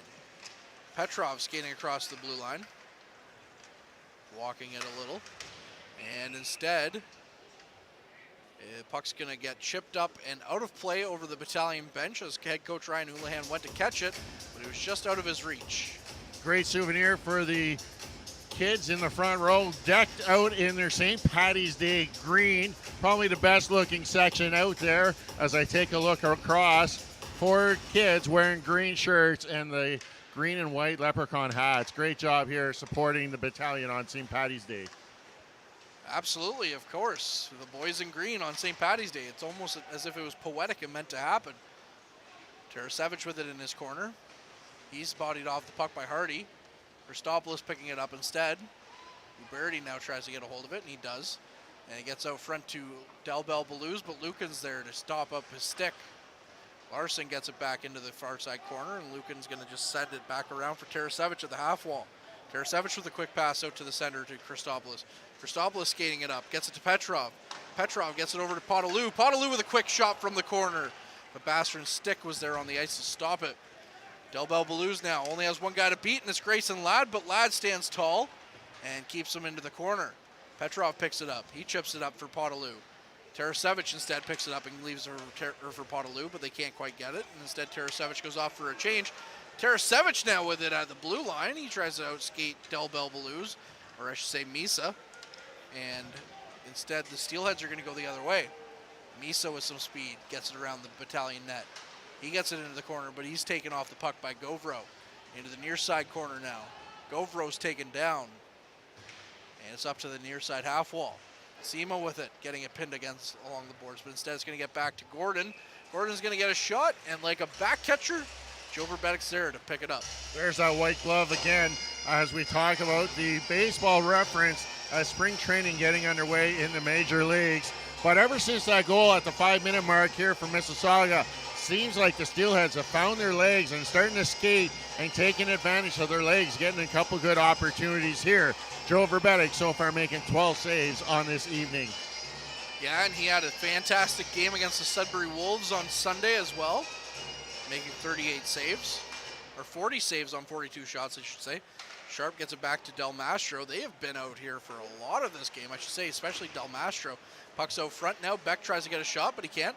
Sharp gets it. It's out to the blue line, and he, with a big shot, gets it in on Verbettick. And instead, we see the arm go up as the body of Lavoie hits the ice, and Govro's going to go off for cross-checking. Cam Govro taking the cross-checking penalty as the puck laid loose in front of Joe Verbettick. Lavoie trying to find it, but Govro just knocking off his feet, being called there for the cross-check. Second opportunity for the Mississauga Steelheads on the man advantage. Unsuccessful earlier on in this period on the power play.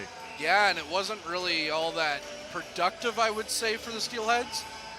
And hopefully the Battalion can keep up the great kill as the Steelheads win it back to Larson. Larson sends it behind the net, and it's going to come out to Lavoie. Back to Larson, back to Delbel Balouz.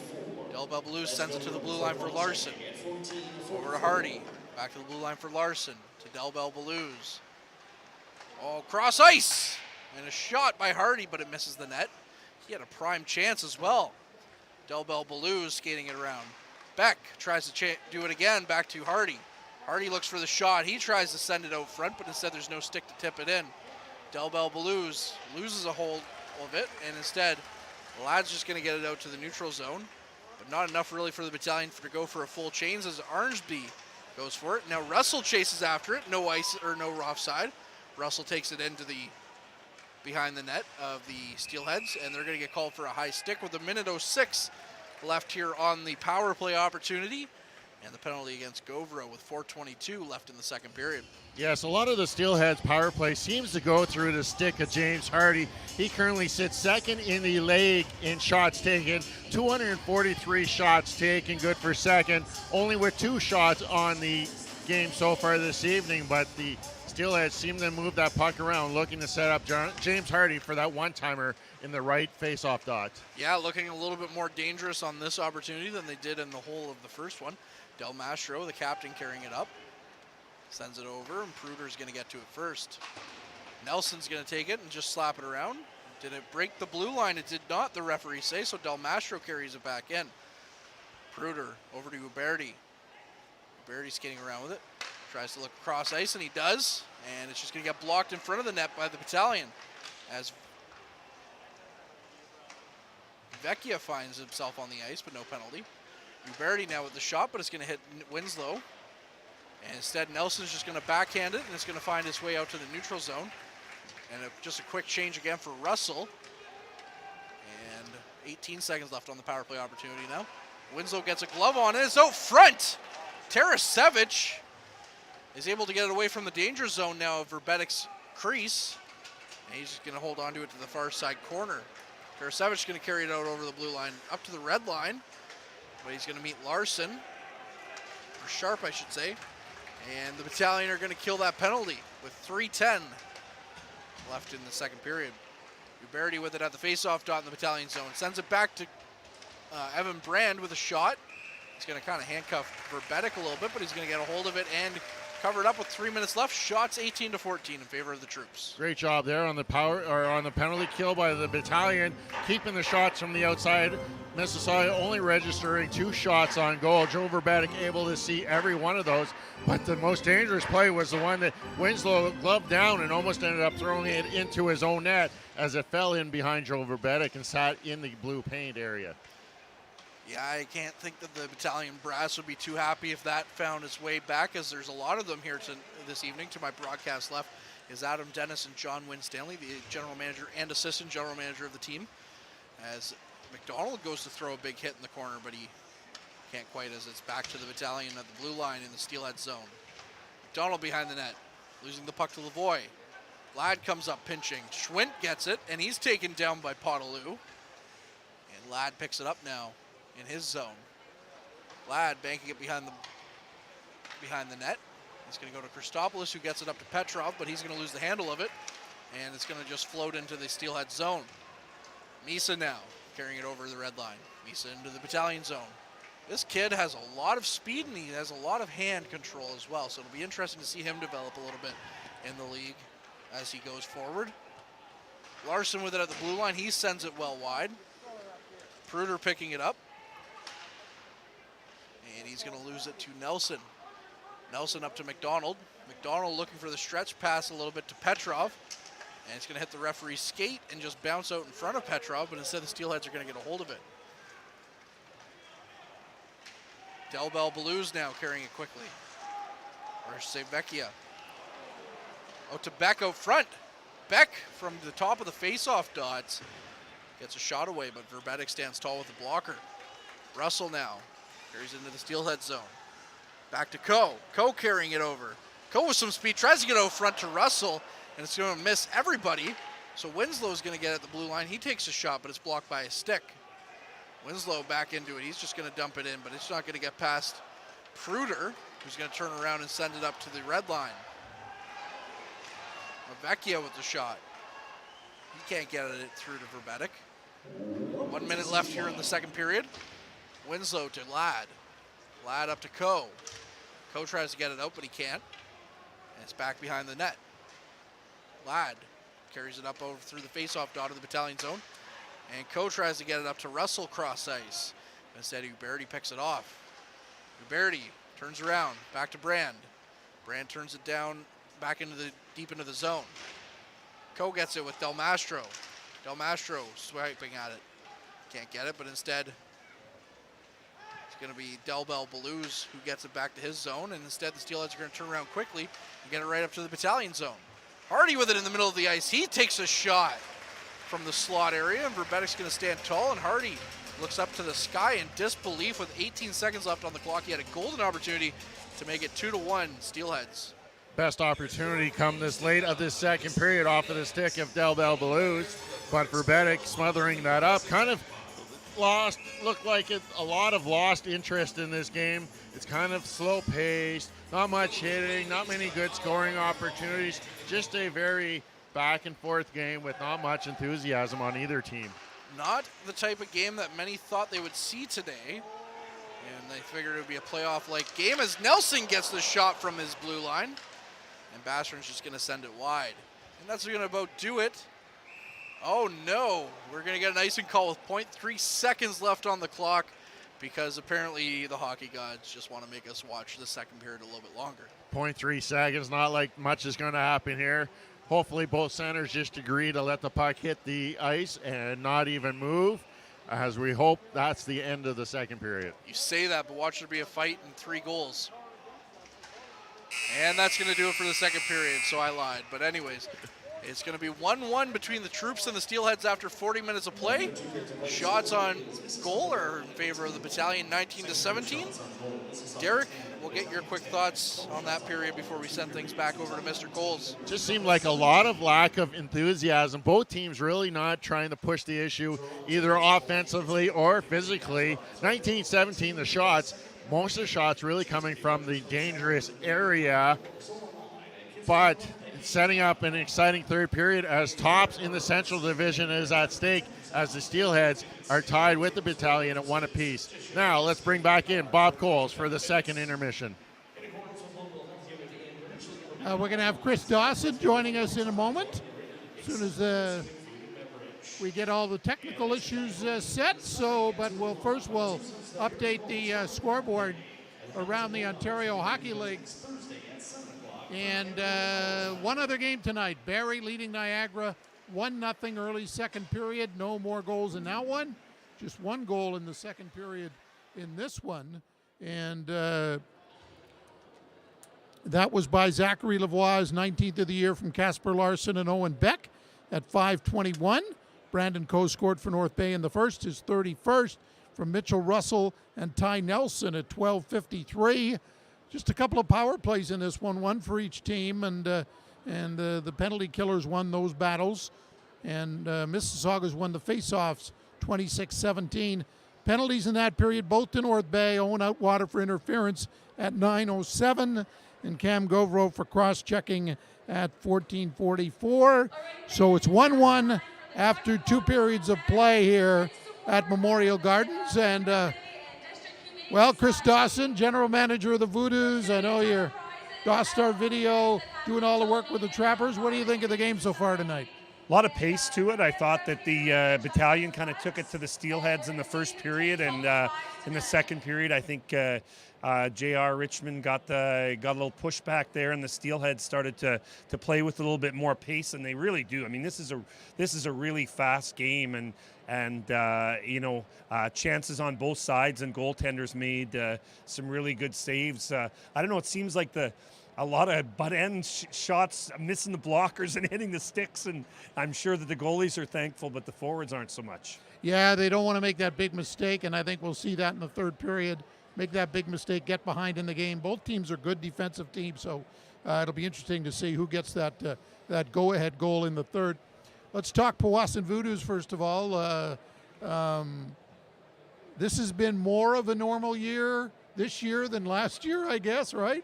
Well, we didn't have a year last year because we couldn't play. The rinks all shut down in January. So, yeah, definitely it's been a great year. Obviously, our biggest challenge, we really didn't have an outbreak until we ended up going across the border to Sioux, Michigan, and we ended up having to get tested there and had to play with 14 players.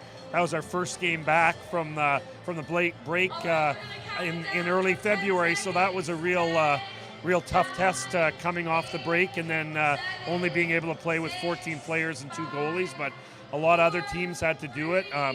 But thankful we've been able to get through the season, have 2 more regular season games to go, and looking forward to the playoffs. We're going to have a fairly long break from the 21st till the 7th of April, so rest is going to be big this time of year, and despite maybe some people thinking we'll be rusty early in the playoffs, I think that rest and being done a week earlier than some of the other teams will be a benefit when it's the most important.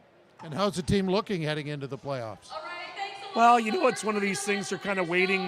We've only got 2 games left in our schedule, and so we're sitting between the Timmins Rock and Kapuskasing, and they have games in hand on us, and we're about. I think we're only 1 point back at Timmins, but they've got 3 games in hand. But Timmins and Hearst play against each other, so. I think with the, even if we, win our next 2 games, I don't think we could probably finish any higher than second. But home ice in the second would be great if somehow we can win out, and then somebody else helps us and some other teams help us, and we finish first. That's even better.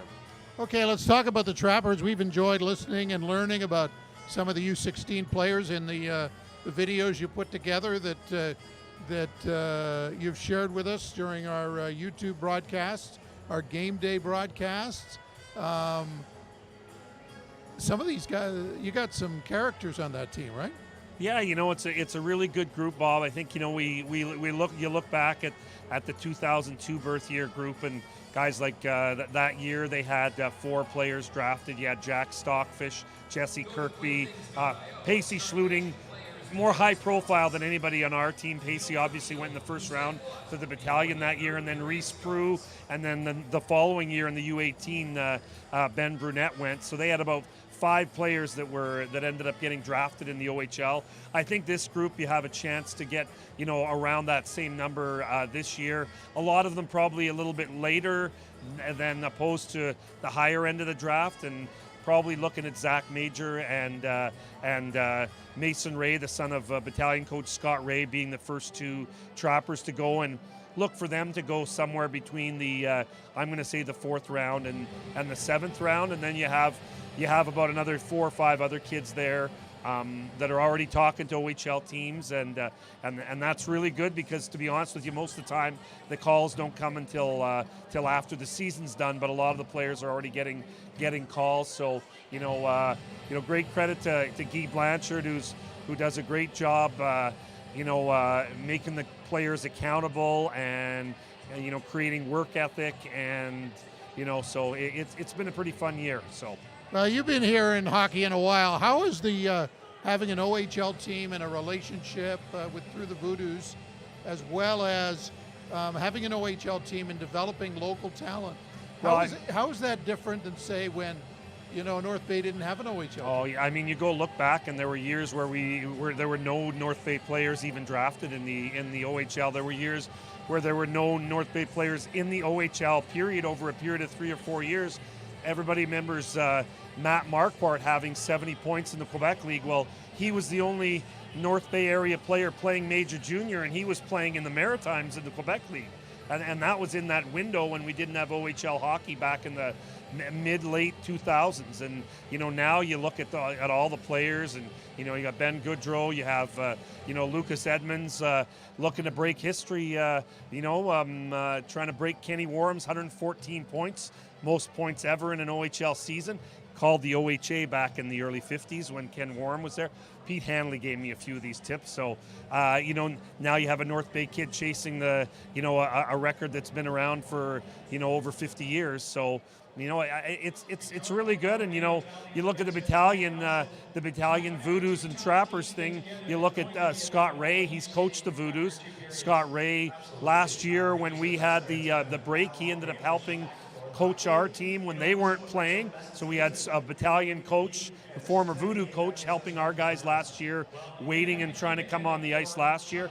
And this year, Scott Ray's been on the ice helping at some of the practices for the AAA U16 Trappers, giving back, and there's that connection that way. So it's been really good.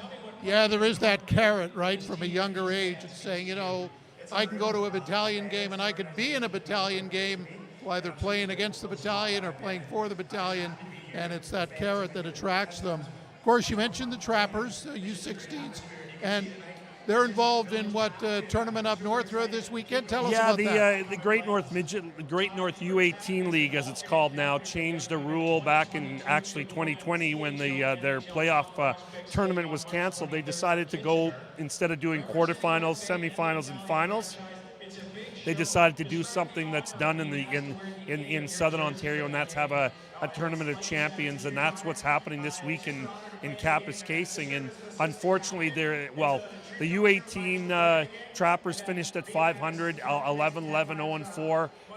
The U16 Trappers, playing in that older league, ended up going 17-4, 0-2, and finished second overall. But up in Cap, the luck hasn't been finding the Trappers. The U16s have a 3-2 loss to Sudbury U18 yesterday, and they tied Timmins 2-2 today. And then the U18s opened with a 5-2 loss to U16 Sudbury Nickel Capital. So the U16 Trappers in a little bit more trouble, as they're going to need some help to be able to get to the semifinals. But they play Cap tomorrow and look for a win. And I think with the numbers being a key thing, goals for and against, they're going to look to, win by more than, just one goal if they can. So. Okay, Chris, we have a question from our studio audience. It's Derek over here. Chris, we've known each other for some time.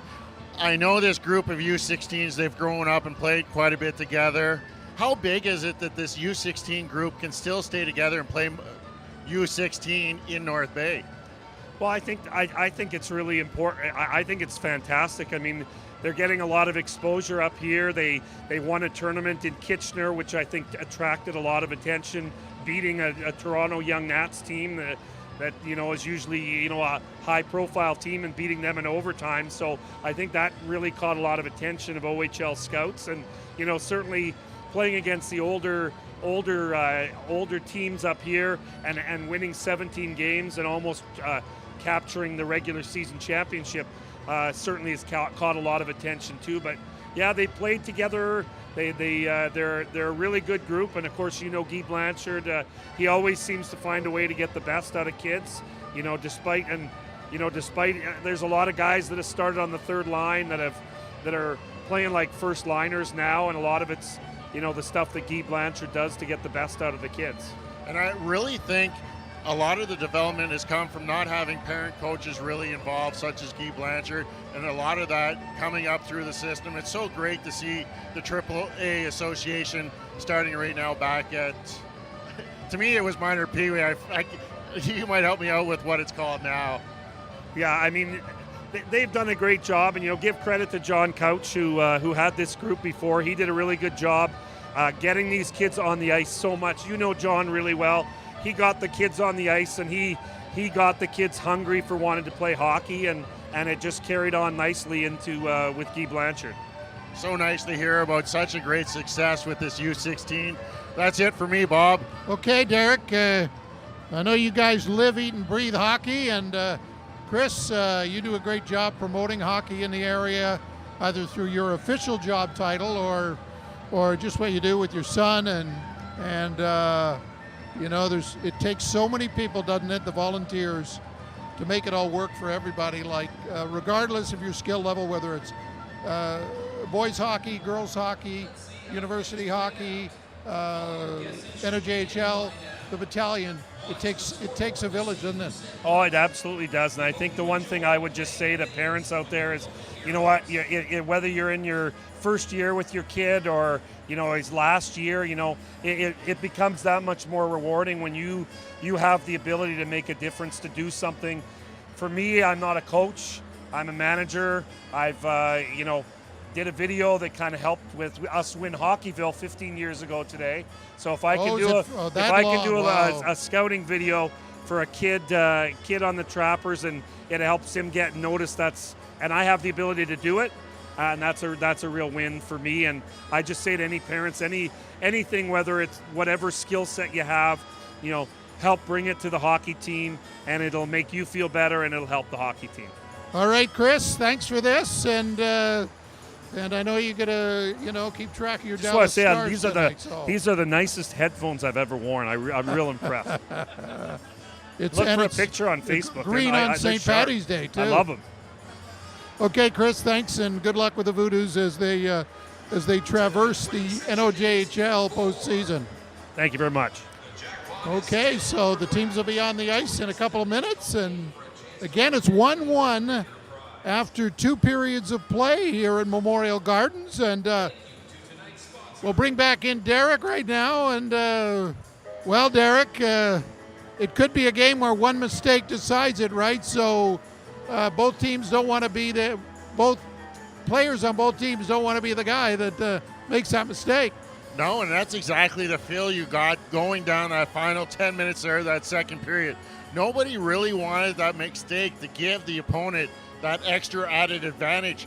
Mississauga seemed to find their legs after that goal 5 minutes in and seemed to be taking a play to the North Bay Battalion, but they just seem to be pushing back, and it's going to be interesting to see how the Battalion come out for this third period of play. And don't forget our next broadcast on our series of game day broadcasts will be Sunday afternoon when the North Bay Battalion and the Barrie Colts hook up. They also play Barrie 3 times down the stretch. Of course, Brant Clark got an 8-game suspension, so he won't play on Sunday. That's a 1:50 broadcast for you on Sunday afternoon. And they'll also have another home game against Barrie, and then they wrap up in the last week. They visit Barrie. So those 3 games against Barrie. And Derek, I'm looking at the standings. And if North Bay wins the division, they're likely to play Ottawa. But if they don't win the division, they could play Oshawa possibly. So which team do you think the Battalion would like to play? I think they'd like to play Ottawa. Both teams are difficult to play against. I wouldn't be happy playing either of those 2 teams. Ottawa's a difficult spot to go in and play in, and just knowing that road trip, that's a long road trip to Ottawa, and they play the North Bay Battalion really strong. And the Oshawa Generals, to me, seem to be underplaying their hockey right now. If they can get the likes of Olison going, they got some picks up. They picked up a couple players there at the deadline. They could be dangerous, especially in a first-round matchup. Yeah, I mean, that could happen, and they'll get a good taste of Oshawa, too, down the stretch. They play Oshawa twice in the last 4 days of the season. So, but that's all to come. Battalion will have 11 games left after tonight. Mississauga will have 10. So this one's a big one. 1-1 entering the third period. And back to you guys for the call. Well, thanks a lot, Bob. Always a pleasure having you join us for the intermissions. Let's welcome back Courtney Kenny for the call of the third period. 1-1 the score here. 19-17 the shots in favor of the North Bay Battalion. My stat of the night face-off still in favor of the Mississauga Steelheads, 26-17. Battalion making a little bit pushback in that category, but still a lot more work to do here in this third period of play. Absolutely, lots of work to be done here in this period when it comes to the face-offs, and hopefully the Battalion can start to take momentum their way again. They had it all in the first minute of that second period, Dirk, as we see some green beer making its way by the broadcast booth. Kind of makes me excited for the post-game scrum, if you so to speak. But anyways, yeah, getting sidetracked by the beer. Yes, the Battalion it was all Battalion first period, or first minute of that second period, and then it was all Steelheads for the next 19 minutes. So we'll see what happens. And it seemed to be the pattern in the start of the first period too. Battalion came out strong in the start of that first period. I'd like to see them come out strong to start this third, get one early and try and protect that lead and force the issue going down the stretch here in this third period. As not sure why we're really waiting here for play to get underway. Well, as our good friend Jared O'Shea always says on the Twitter account for the Battalion, work to do in the third, and work to do there is, as it's tied at 1-1. But yes, we are waiting currently for the third period, which is proudly sponsored by Northern Wood Customs. The fine people over there, if you check them out on Facebook and then you come to them and say, hey, I heard this ad on the Frontline Game Day broadcast, they'll kindly give you a discount on your order. I believe it's 10%. So, sure. they'll help you out with that as well, as we're sitting here trying to kill time. So the issue is the allotted amount of time for the intermission. The ice hasn't fully dried here at Memorial Gardens. There was a chuck-a-puck put on by the North Bay Humane Society to raise money for their pet adoption, their new facility. And we talked about how slow they were picking up the pucks. And here we're seeing what the result of that slowness is as we wait for the water to dry on top of the ice. Yeah, well, you got to listen to Chris talk Voodoos and U16 Trappers. We were sitting here being entertained by how long it was taking them to pick up the pucks. And usually it's about 18 minutes for the second intermission. They didn't pick up the pucks. The Zambonies were out on the ice until the 8-minute mark of that. So it took them 10 minutes to do the chuck-a-puck and then pick up all the pucks. So a little bit of delay here as the officials just standing at center ice, watching the ice dry, so to say. But it looks like we're ready to get underway here now. Yeah, they determined that the H2O's dried a little well now, so as we get set here for the opening face-offs, the Steelheads win it back into their own zone, and of course they are in their road whites going left to right, and the Battalion are in their home greens going right to left as we get here underway in the second or third period. Uberti with the puck, gets it up, but Winslow stops it. Del Mastro now back behind the net to Verbetic. Verbetic leaves it for Winslow behind his net. Winslow up to Coe, to Russell, who just gets it up to Del Mastro. Del Mastro gets it up to Hardy. Hardy kind of comes in, but he's played well by Nelson. He gets a backhanded shot away, and it might have hit Verbetic's stick. If not, it hit the side of the net and went into the near side corner. Uberti now playing hard. Gives it up to Russell. Russell chips it across the ice to Coe. Coe takes it off the bounce of the boards and just sends it in for Larson to go after. Del Mastro gets it back to Larson. Larson shooting it up to Uberti. Uberti, the pickup at the deadline again. We mentioned that earlier from the Ice Dogs. The Ice Dogs kind of going nowhere this year, so they sent Uberti to a team like the Steelheads, who are contending right now for the Central Division crown. And this game will go a long way to helping decide who gets it between the Battalion and Steelheads. Beck with the puck, sends it into the Battalion zone. Gets it to Ladd. Ladd now taken to the boards by Schwint, and is sent behind the net. Lavoie just sends it right back from where it came, and it gets all the way out and down on the far side to the Steelhead zone, and it goes behind Bassron's net. So didn't really go the way that they had intended, but they still have possession here in their own zone. Van Steensel gets it back to McDonald after winning possession. McDonald with the shot, but it's tipped, and it just goes wide of the net. Van Steensel taking off the puck. Larson now, or Sharp that was, gets it up and into the Battalion zone, and because it hit Christopoulos, no icing. Nice Go Troops Go chant here early with 2 minutes played now in the third period. And Gordon's going to get it over to Del Mastro. But Del Mastro doesn't come off the ice very often for the Steelheads. But when he does, that's your moment to chant or to strike. He's very solid defensively for those Steelheads. And Peruter now with it in the Battalion zone. Gets it up to Petrov, but it's going to go past him, and note to Del Mastro. Gordon now chipping it in. Christopoulos collects it in his zone, and he plays it against the boards, and he's just going to hold it there. And Potaloo comes out and gets it, and he's going to skate it over the blue line. It's going to go back into the Battalion zone, though, as Christopoulos is in a bit of foot race with Pruder. And Vecchio sends it wide of his own net. Gordon now chasing after it, and it's all the way back down into the Steelhead zone, so that's twice now in the opening 3 minutes that the Steelheads have sent it all the way into their own zone, but of course no icing because they're the ones who sent it. Winslow loses it at his own line. Nelson picks it up, and he chips it out to center ice to, guess who? Del Mastro, who I don't think has come off the ice at all in this third period in 3 minutes. Back to Uberti, gets it to Del Belbalouz, who takes the shot, and it's going to hit a stick in front and go well above the net and out of play. I think Del Mastro played just as much as you had talked there. 3:09 with a whistle, but pretty quiet here in this building tonight. Haven't heard much from the seventh man as they've been sitting mostly on their hands so far this game. A little bit of a Go Troops Go chant going on here to start this third period, but the Steelheads doing a great job taking the crowd out of this game so far. Yeah, compared to the last game where I was able to do highlights as Lavoie dipsy doodles around and misses the net. The last game I did highlights for, I had 9 goals for the Battalion to try and fit in and 2 for the Wolves. Gonna have a really short highlight package coming up for Sunday's game from this one so far. Sema coming in, carries it over and gets it right in, but Bastrom with the glove hand basically looks at Verbetic and says, hey, you got a good glove hand? So do I.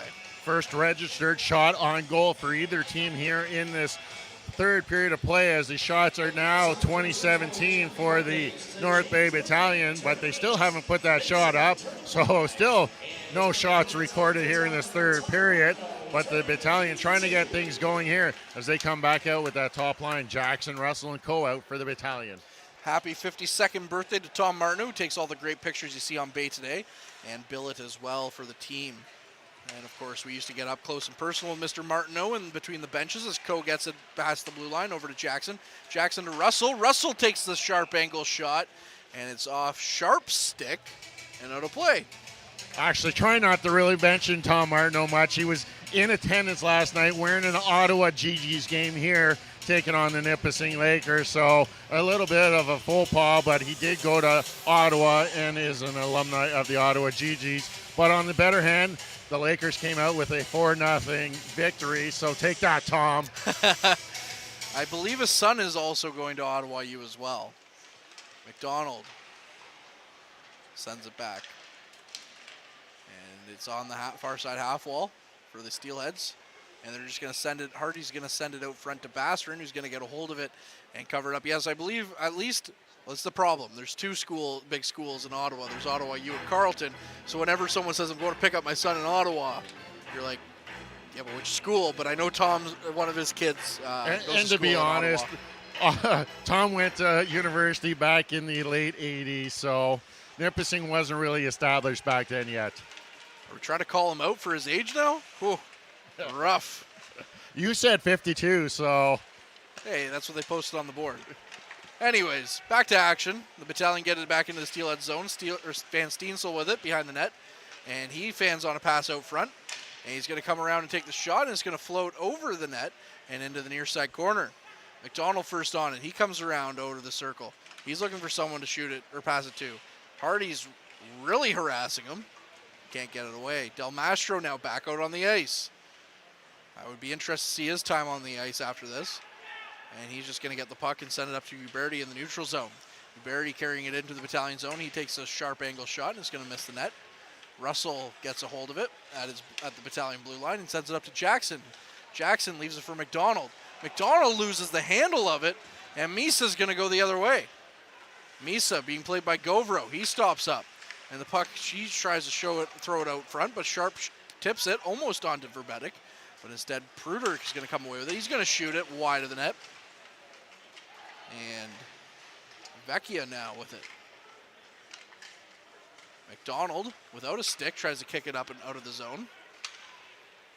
And Govro goes after it in the near side corner. Jackson picks it up first, and he passes it backwards to nobody. And it's back behind the Battalion net to Pruder. Pruder being taken on by Govro. And Vecchia takes a shot that hits about 3 different bodies, and Joe Verbetic had to be sharp on that one as it found his way when it was going to miss the net completely, but hit about 3 different bodies on the way, and then he had to be sharp with that pad. Shots are 20-17 in favor of the troops. 14:28 left in the third. Yeah, that shot hit about 3 different skates on the way to the net, and the last was being a Battalion skate about 2 feet in front of Verbetic as he had to kick out that left pad and smother it, finding that rebound. Way to be alert on that one, following it all the way in. That would have been quite the backbreaker if that had gone in the net on a fluke like that. Even though there is 14 minutes left, that would have been tough to come back from. That's a great shot and another great pad save by Verbetic. Russell with it in his own zone. Gets hit by Beck, but he stays on his feet. Beck lined him up and hit him pretty hard. Puck now bounces back in on Verbetic, but it's going to stop it. Coe blocking the shot from the blue line, tries to get a hold of it, but instead Brand gets a hold of it instead and sends it to Del Mastro. Del Mastro's just playing with everybody out there, and he has not come off the ice, really, except for a couple of shifts. Tarasevic now going after it. He loses the handle to Beck. And Beck's going to send it back up. Lavoie trying to get a hold of Del Mastro, but instead Petrov's going to come away with it. Petrov going in on one-on-one with Del Belbaluz. He takes the sharp angle shot, and it goes wide after hitting a stick in front. And Del Belbaluz is going to go the other way to Hardy. Hardy played well by Christopoulos. And then Del Bell Blues gets it and is taken into the boards by Lukin. Podolou up to Tarasevic. Tarasevic gets taken down by Hardy. No call. And Larson's just going to come in and take a slap shot from center ice. And Verbetic's going to stop that one in the butterfly. And we're going to have another stoppage in play. When you're playing a defenseman like Ethan Del Mastro so much that Redmond is doing with the Mississauga Steelheads, it's just curious to see how much time he can actually stay productive on that back end, playing so much. Will it wear on him down the stretch? And hopefully the North Bay Battalion can focus on him near the end of the game to capitalize on a missed opportunity. I think it also speaks volumes as well to the belief maybe as to his other defensemen if he's just keeping Del Mastro out there as much as he is. As he's not out there right now, as Gordon has it at the blue line. And he tries to send it in, but instead it's going to hit the linesman skates. And Misa's going to find it. Misa is going to lose it. Wakely gets it. Outwater gets it out of his zone. It's Wakely and Sema. Wakely carries it over the blue line. Wakely takes the shot and misses the net. It's all the way out to the Steelheads blue line, and Lucan's going to take the shot, but instead Vecchia is going to come away with it. Vecchia now carrying it in, and just at the top of the faceoff dot takes a shot, and Verbetic standing tall, and now we see the Steelheads have passed the Battalion in shots on goal, 23-20. So again, the Steelheads kind of controlling play here in this third period. Yeah, it's like the Steelheads have even gone down to only a 5 defenseman system, as Adam Barkley, the 6th defenseman, hasn't seen much time. This is his only 11th game played so far with the Steelheads this season. So basically the Steelheads running with 5D here tonight. Yeah, interesting for sure. But in a tight game like this where a lot is on the line, and McDonald tries a fancy move, but he loses the handle of the puck. It's up to Berti, and he loses the handle. Govro with it, taken hard by Berti, and he tries to get it out front, but instead it's all the way out to the blue line and out, and off goes Arnsby. Arnsby with a little move, tries to get it in on Bastrin. And Bastrin says nope, and poke checks it away. Puck comes in on Verbetic. He's just going to watch it go by his net really tight. And we're going to get an icing call with 11:58 here left in the third period. When you're looking at specialty teams so far, though, only 3 penalties have been called. Steelheads 0 for 2 on the power play, and the Battalion only getting 1 opportunity in the first period. They were unsuccessful on that lone attempt. So curious if penalties are going to be an issue come down this stretch. Interesting to watch for sure, but so far it just looks like, well, it hasn't really been a dirty game, but the referees have let them play for the most part. As Russell in the near side corner walks it across behind the net. Russell back to Nelson, and Nelson's just going to send it in deep for Jackson behind the net. Jackson skating it out to the slot. He gets it back to Winslow in the near side corner. Winslow now skating it around. Winslow going for a skate. He's taken up against the boards by Del Bell Blues, and it's out to Hardy.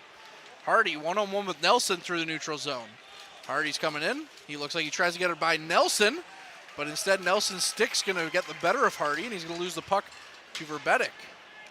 And Russell trying to maybe recreate that first goal, shoots it all the way down the ice, but he does it into the corner, so Coe had no chance on that one, and we get an icing call. I think they got to work on that play a little bit more, as it's only worked the one time successfully, but then the next 3 or 4 times it hasn't worked to a T, as it cost the Battalion 200 feet for that icing call.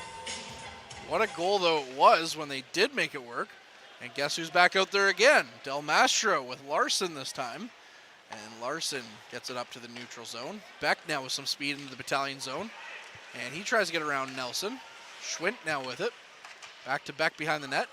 And the puck's going to go up in the air. And Del Mastro's going to try to be first on it, but he saw Coe coming and just let it go for Larson.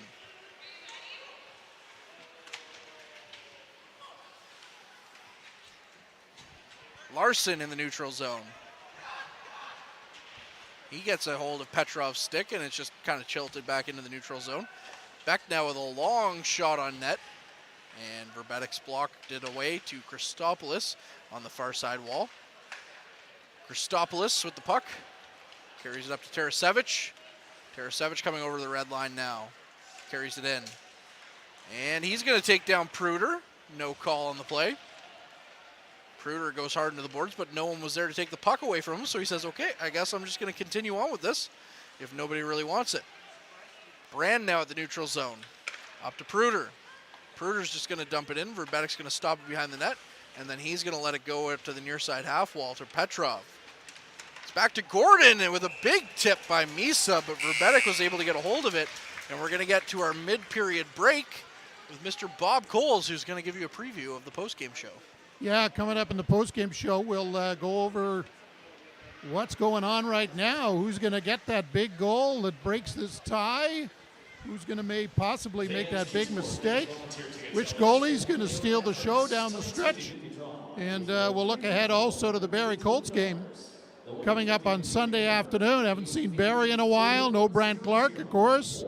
And Barrie's been up and down this year. They've been very hot at some times, but very cold at other parts of the year. So that's coming up on our postgame show. We're halfway through this third period, and North Bay came out with a lot of jump in that third period, but Mississauga has pushed back, and they've had the edge in play lately. And the crowd's into the game, 2,345 here tonight, but does have that playoff feel, doesn't it, gentlemen, that one mistake or one break could decide this one tonight? Definitely so, Bob. Just looking at 2,345 people sitting on their edge of their seat, ready to explode if the North Bay Battalion can find a way to solve Roman Basserin down at the other end of the ice. We're still deadlocked at one apiece here. Shots 23-20 in favor of the Steelheads. Courtney, bring us home here in the final 9:58. Thank you much, Derek and Bob, as Petrov gets it through the neutral zone and sends it in, and Basserin comes out to play it and leave it for Brand behind his net. Potaloo now takes his man Schwint into the boards, but Beck's going to come away with it. Beck skating in, gives it to Lavoie. Lavoie tries to get it to Beck, who tries to tip it in, and Verbetik has lost his glove hand, or glove, not his glove hand, and play is blown dead. What are we, in a Star Wars film? I was thinking, and it was funny how you see the white go through and you're like, what is that? And you forget that Joe Verbetik has that white glove hand. I thought maybe it was a Mississauga helmet at first flying through the air, but good recognition before that shot got taken by the referees to blow that play down, as it made for a very dangerous situation for Joe Verbetik. Absolutely. You don't want to see him try and make a glove hand stop with that and then break his hand or something on that hard vulcanized rubber, as the shot comes in from Del Mastro, who else, at the blue line, and Verbetik stands tall on that one. McDonald with it in his zone. He gets it up to Van Steensel, but it's too far out of his reach, and Van Steensel is going to be taken hard into the boards by Larson. Arnsby with it. He tries to get it back to his defenseman, Govro, but instead it's lost to Vecchia. Vecchia gets it over to Beck, who just tips it into the Battalion zone, and Arnsby's going to cut it out of the corner. Del Mastro again looking for the tip, and Vecchia is going to miss the puck entirely, and it's going to go wide and off to the far side half wall.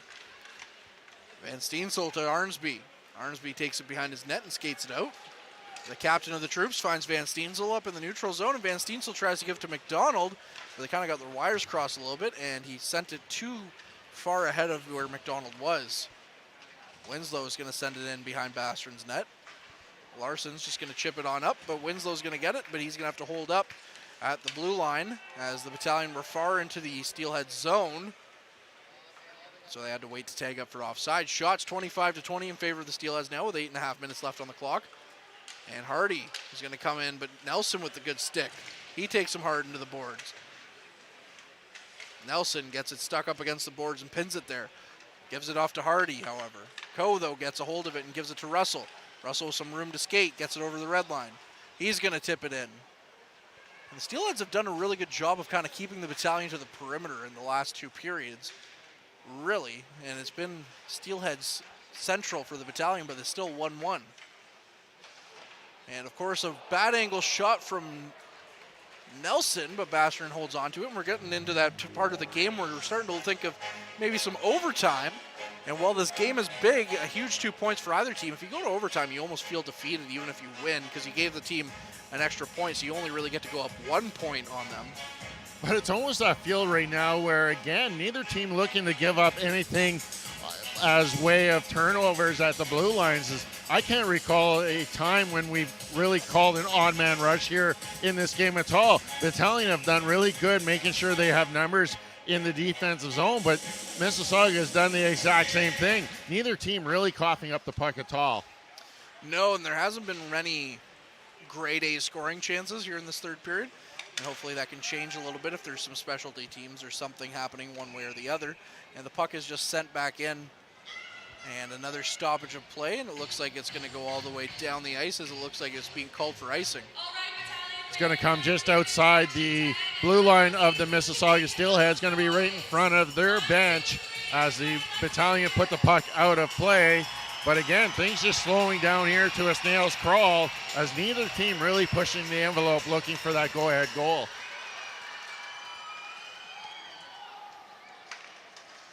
Vecchia with the puck going through the neutral zone. He's going to chip it in, and Christopoulos is going to pick it up behind his net. Up to Wakely. Wakely over to Potaloo. Potaloo taking it through the neutral zone. He loses the handle of it, and he goes offside, and the linesman caught that and says, yep, we're going to have to redo that one, so an offside call here. 7:23 left in the third period. Shots 25-21 in favor of the Steelheads. When you're looking at comparing these two teams, they're pretty evenly matched out. Battalion maybe a little bit deeper on both the front and back end as Ulan has been able to roll all four lines and all three pairings on defense throughout this game, whereas the Steelheads seem to be going down with only 4 defensemen and 3 sets of lines. Yeah, we'll have to see if that catches up with the Steelheads a little bit, if they get gassed easier.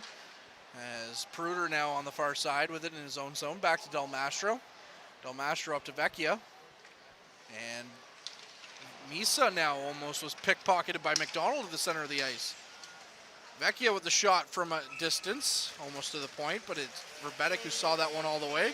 And now we're getting some little bit chippiness between Lucan and Vecchia behind Verbetic's net.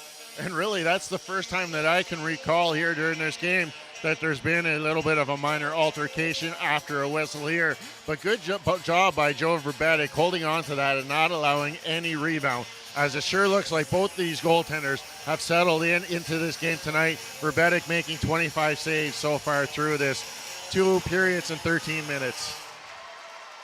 It's back to the point for Del Mastro. Del Mastro just tries to fire it around behind the net. He gets it up to McDonald. McDonald playing it hard, and it's out to Arnsby. Arnsby carries it into the Steelhead zone. Tries to leave it for McDonald, but McDonald overskates it, and instead it's Huberti going the other way. Huberti carries it into the Troops zone for Del Bel-Belluz. Del Bel-Belluz tries to get it out front for Hardy, and Del Bel-Belluz now behind the net to Huberti, but he fans on the shot. Steelheads pressing a little bit here now, and it's into the corner. Christopoulos comes out with it. He gets it out to McDonald. McDonald now skates it into the Steelhead zone. And it's lost and sent out to the neutral zone, but Ladd just fires it in for Larson to go after. Larson in the corner. Jackson coming in after him, and it's hit Jackson's stick, but Lavoie gets to it first anyways. Beck now carries it into the Battalion zone. Back into the Battalion corner now, leaving it for Schwint, who's taken in hard by Coe. What a big hit by Brandon Coe, and it brings the fans to their feet a little bit. And now it looks like they're calling. That was a questionable offside call there as Coe just a little bit in before the puck entered the zone. But a great opportunity off of that hit of Brandon Coe on Kai Schwint of the Mississauga Steel. It's probably the biggest hit so far we've seen thrown here by either team. I thought that they were maybe calling a penalty the way they looked at Coe at first. I was like, are you kidding me? That's so delayed. But anyways, here we go. Lavoie now carries it in, and he takes the shot, and Verbetic's Golden Glove stays true to form there. And with the new acquisition of Toronto Blue Jays third baseman Matt Chapman getting platinum gloves, we might have to move up Verbetic's to a platinum glove as well. Might have to, but good job by the Blue Jays making a couple of deals here early on in preseason as they prepare for a long Major League Baseball season. 162 games in a tight American League East division that's always known to be tight. 4 teams actually could come out of the East this year into the new playoff formation. 4 teams could have made it last year too, but instead only 2 were able to, or I think 3. Anyways, it was crazy. The Blue Jays had 91 wins and they didn't even make the playoffs. Come on. as Russell carries it over the Steelhead zone. Back to Coe. Coe back to Jackson, who takes a shot, but it misses the net to Bastrin. And it looks like the troops are getting their legs back a little bit. And now it's back the other way into the Battalion zone. Lavoie with the shot, but Verbetic standing tall, doing his part to keep the Battalion in this. Will they try to find their legs? Nelson skates it up and out of the zone, and he chips it up, and he's taken down hard by Chisholm. And it looks like we're going to get a penalty called against the Steelheads, much to the happiness of the 7th man here this evening. That should bring the 7th man to their feet. Nelson getting back up to his feet, making his way across the ice as it's Chisholm going to the penalty box for a hit from behind. Very dangerous right at the North Bay Battalion blue line. Chisholm only getting on the ice, very limited time here in this game tonight as he is on the 4th line for the Mississauga Steelheads. Second opportunity on the man advantage for the Battalion, unsuccessful, and their only other opportunity that came in the first period of play. And of course, this power play is brought to you by the 7N1D Noah Strong campaign. You can pick up some of their merchandise at Skaters Edge Store for Sports and help support a good cause. As the Steelheads get to it, New Bertie's just going to kill the clock and then send it all the way down the ice for Verbetic. As the Battalion have to start out, and Verbetic almost lost the handle of it to Pruder behind his net. The Battalion starting out here with the secondary unit.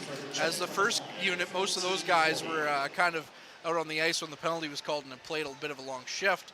It's in the corner now with 1:30 left in this power play, and the puck is out to the neutral zone, and Ladd takes it.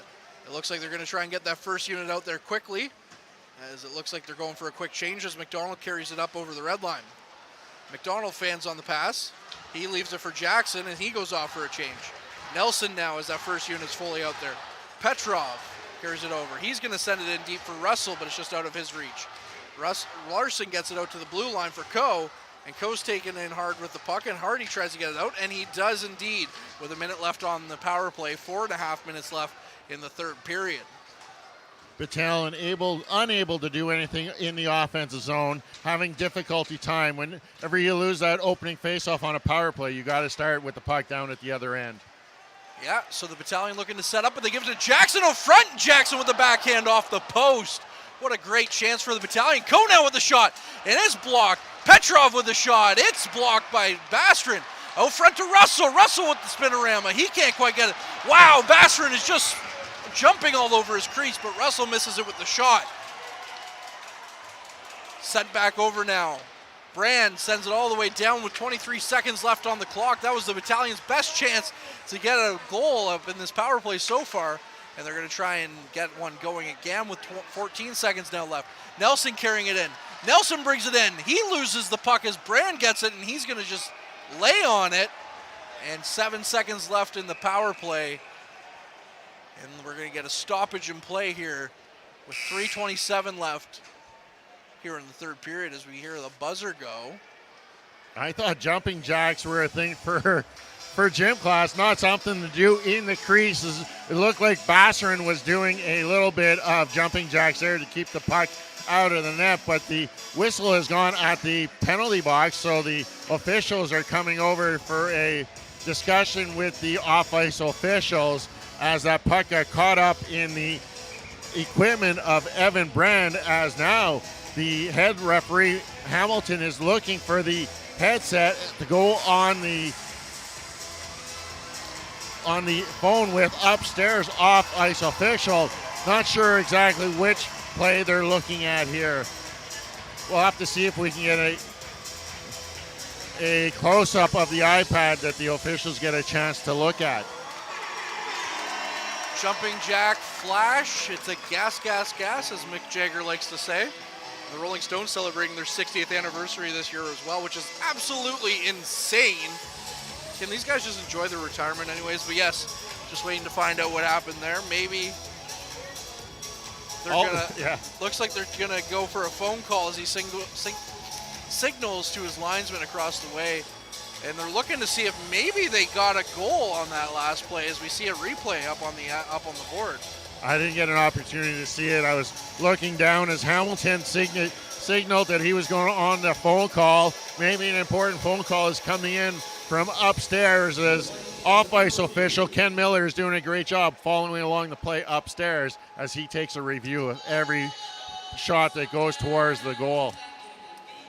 Pruder's leaving the box, and Arnsby's coming over now with Del Mastro, and they're going to get not Pruder, he wasn't in the box, it was Chisholm. I couldn't see him from where I was. Pruder was just here with the A on his jersey trying to figure out what the official was talking about. So we're going to have the call here now, and it looks like Chisholm's coming out of the penalty box, so questionable, is it a goal or what happened here? What is happening right now? I'm so confused as we see a replay again. Russell turning around. Nothing there. Shot. It goes off of Basserin initially. Now the jumping jacks. And the puck goes through the crease and still nothing. 7 seconds on the clock for the penalty. No signal by any official yet. Now they huddle at the blue line of the Mississauga Steelheads. Faceoff's going to come inside. To me, I think it was just a discretion with the clock, maybe. Maybe the clock didn't start at the right time. That's the only thing I could see as to why Chisholm is allowed out of the penalty box. I'm going to stop questioning OHL officials because it's just confusing. It's confusing at some point, and I don't know anymore. So according to my calculations, the penalty happened at the 42nd mark, and he actually served 2 minutes and 21 seconds. So they must have forgot to start the clock for 21 seconds. Ooh, that's awkward. Anyways, play's back underway. It's 5-on-5 for Reels this time. Grayson Ladd with it in his own zone, tries to chip it up, but instead Potaloo can't quite get to it, and the Steelheads keep it in. Schwint now with it behind the net, but he loses it to Christopoulos, but it's back out to Larson. Larson takes a shot, and it had a bit of a knuckle puck to it. And unlike Vesa Toskala, Joe Verbetic stands tall and keeps that one out of the net. That kind of looked like a catcher going behind the plate to block that 58 curveball from Matt Sukram hitting the dirt before it gets to the plate as he goes into that butterfly to keep that in front of him. Good job there by Verbetic holding on to it for a rebound. But just going back to that, could you imagine if the Battalion scored just before that penalty expired? What the displeasure would be like here from the Steelheads and their coach? Yeah, I don't think they'd be very happy about that. But you know what?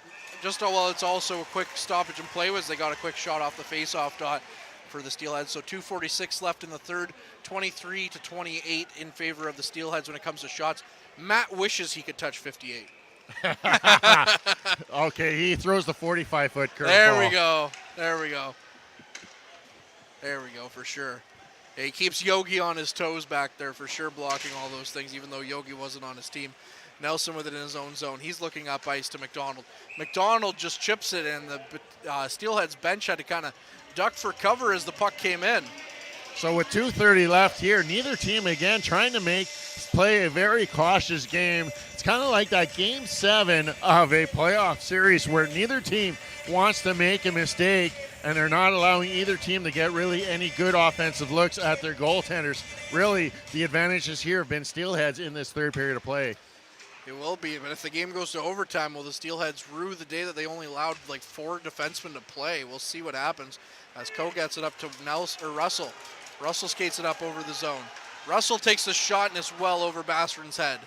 Coe now gets it back to Jackson. Jackson back to Coe as they trade places. Coe loses the handle of it, and Del Mastro goes for a skate behind his net, and he's going to get it up to Pruder.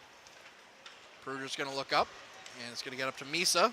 Misa's going to try and beat Winslow, but Winslow keeps the stick down and gets it away from him. Winslow behind his net. He's being harassed by 2 Steelheads. Jackson kind of comes away with it a little bit, leaves it for Russell. And Russell's taken hard into the boards. Winslow gets it back to Nelson. Nelson skates it over his blue line and up to the red line and dumps it in on Basserin. And Basserin, who hasn't really seen much action other than that penalty, is just going to send it in and back out to the neutral zone for Beck. A minute and a half now left here in the third period. Petrov with it in his own zone. Petrov in the corner. He's going to skate around his net. Gets it up to Tarasevich, up to Potaloo. Potaloo now with some dipsy doodles a little bit around Larson. He gets hooked, and there's no call on that one. Tarasevich gets it out front to Petrov. and he tries to tip it, but instead Bassrin stands tall and says, get under my crease, basically. 1:06 left in the third period. Joe Verbetic almost got caught with a crazy bounce in behind. That puck was rimmed around from his left to his right, catching the extension between the glasses and almost caught him with the back of the leg, just going out the side of the net. But again, unlucky there, or lucky for Verbetic and the Battalion trying to press here. They get a face-off in the offensive zone with 1:06 remaining here in regulation time. As we see Arnsby out there with McDonald and Petrov, so a bit of a different look on that second line as they're going to keep Petrov out there with 1 minute left in regulation. Verbetic plays it out, and it's up to Petrov at the blue line. Petrov tips it out, but Del Mastro is the first one to get to it. Del Mastro sends it across the ice to Brand, who then sends it down, but Nelson's the first one to get it for the Troops. Nelson up to Winslow. Petrov gives it off to McDonald. McDonald loses it, but Arnsby's the first one there. McDonald with a quick shot gets it in, a backhand, but is taken wide, and now we got a hand up with 33 seconds left on the clock. The Steelheads are going to go down for slashing, it looks like, or holding, I should say. And the Battalion are going to get a much-needed power play here, and it's Evan Brand going into the box. So with 33.2 seconds left in regulation, the North Bay Battalion will get their third power play opportunity of this contest. 0 for 2 so far in their first 2 opportunities, but nothing bigger than this opportunity here. More than likely, next goal is going to win this game here from Memorial Gardens, as the Battalion will start with their number 1 lineup out there for this power play. It'll be interesting to see if the Battalion can get a backbreaker goal here in the final seconds and steal 2 points from the Steelheads instead of going into overtime where both teams gets at least 1. As Welcome to the Jungle signals the start of this power play. Off to Petrov. Petrov looks to take the shot, he scores! It's tipped in front by Kyle Jackson, or it's Matvey Petrov. We're not sure as both are celebrating. I thought it went off the leg of Larson in front of the net, and I'd be curious. It looks like Petrov leading the train to the bench as Petrov scores his 32nd of the season here to give the Battalion a 2-1 lead on the power play. 25.5 seconds left here in regulation. All they needed was 8 seconds to score that power play goal. And as you mentioned, the Troops are up 2-1. And my goodness, this place is a-rocking now, as everyone in this building knows the connotation of this game and what it means to the standings. What a goal by Matvey Petrov, if it is indeed him. But either way, it doesn't matter. Troops are up 2-1. We're just happy someone got it as Del Mastro sends it into Verbetic. And now Bassrin is pulled real quick. They get an extra attacker out there. 14 seconds now left on the clock as Del Mastro skates it in. He tries to get a shot away. Arnsby tries to fall on it. 8 seconds now. Del Mastro in the corner. Back to Arnsby. McDonald. He's going to try and chip it out. 3 seconds left on the clock. Out front, but Uberti can't get the shot. And the Troops are going to skate away with 2 points over the Mississauga Steelheads here at North Bay Memorial Gardens. The biggest 2 points of the year, Derek. What a victory for the Troops. And what's more important is you win the game in regulation, so you don't even give the Mississauga Steelheads that 1 point, as now with 1 game in hand, the North Bay Battalion now lead the Mississauga Steelheads by 2 points in the standings on top of the Central Division. Courtney, what a game here from Memorial Gardens, and it took almost 60 minutes before the 7th man really got into things here tonight. What a game indeed, Derek. And if you're listening to this at home, I hope you're more so like Mike Brito on the road where you can't be here tonight. But if you're listening to this at home, get out here. Full capacity. You want to be at these games.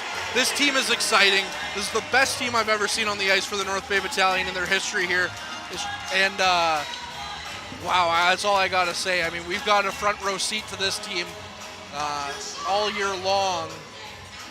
And I just can't believe what we're seeing here on the ice as the Troops go up 2 points in the Central Division lead. So, very exciting for sure. And it looks like they're giving it to Matvey Petrov for indeed on the goal. I just want to touch on how the importance of winning that faceoff was to start that power play. I talked about face-offs all night, always being in favor of the Mississauga Steelheads. They outwon the face-offs by more than 20 tonight, but none more important than that last face-off. The Battalion won it on the power play. It allows you to set up, and you get that puck off to Petrov, who's not afraid to shoot it, and it goes off of a leg, and we get to go home with a victory tonight here from Memorial Gardens. Yeah, and you know what? Again, 8 seconds into the power play, Derek, and not as impressive as the power play that they had against the Wolves in Sudbury, where it only took them 5 seconds to score, but still indeed impressive enough. But we are going to have a new look, or a different look, post-game show, as it's going to be Mr. Coles who's going down to do the post-game scrum. So it'll be you and I, and of course producer Ben Long here. But we'll let you take it away, Derek, a little bit, and take us through the out of town scoreboard after we get to the 3 stars, as Ethan Delmasher, who basically played the whole bloody game for the Steelheads, gets the 3rd star nod. And only registered 1 shot on net in that whole time. Verbetic picking up the 2nd star, much earned as well, with only allowing 1 goal in this game after allowing 2 against the Wolves on 48 2 shots. And of course, who else would be number 1 star but Matvey Petrov, the game winner. So those are your 3 stars: Delmastro, Verbetic, and Petrov. Derek, if you don't mind taking us through the out-of-town scoreboard. Just one other game on top tonight in the OHL out-of-town scoreboard, and the Barrie Colts have just scored to take a 4-2 lead over the Niagara Ice Dogs. That Barrie Colts team will be in town Sunday afternoon.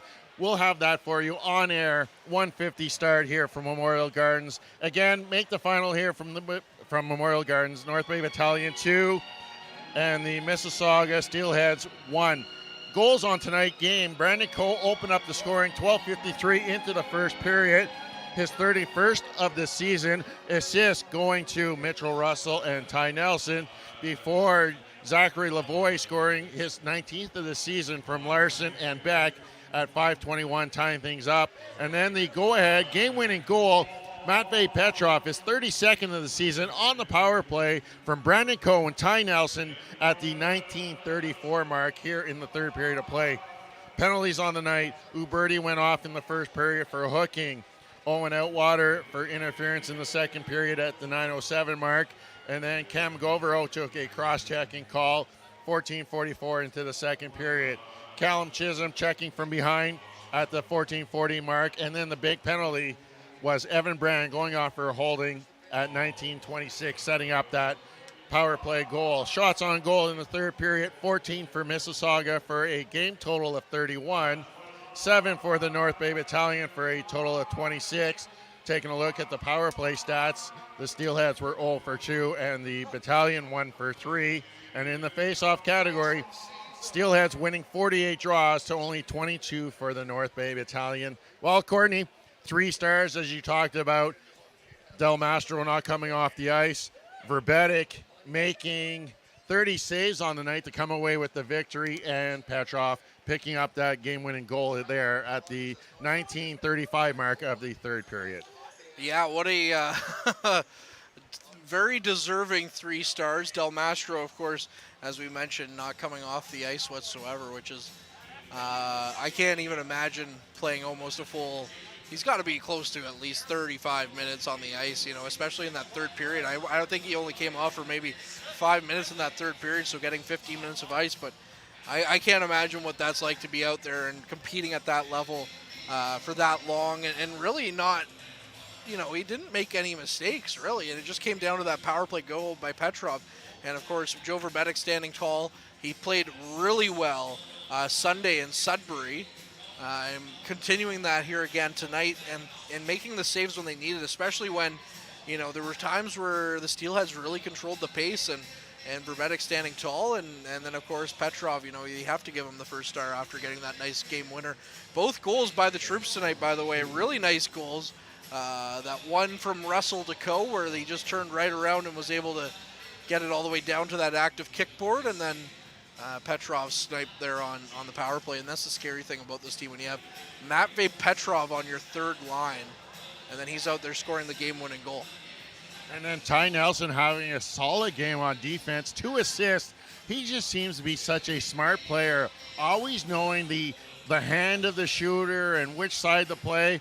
I remember there was a 1-on-1 he was coming down against, and it was against Hardy, and Hardy was on his backhand, and he made sure that Hardy couldn't get across Joe Verbetic to get that forehand shot away, and Hardy had to just stay with that backhand. And you know what? It makes it so much easier when you have that, and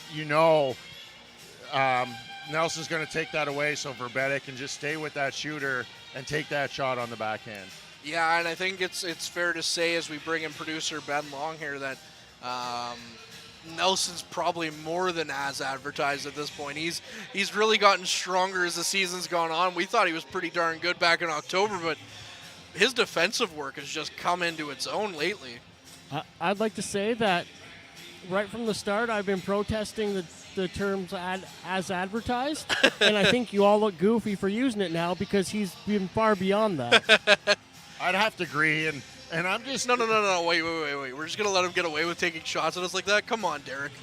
I think he's better than what was advertised, and just taking a look at the NFL draft ratings, the NHL draft ratings, he seems to be falling every time I take a look. Today I looked, and he was sitting at 29th, whereas earlier in the year he was 20th and 21st, and to me, I'm like, what are they really watching? To me, he's getting stronger and stronger, especially defensively, and the smartness of his hockey.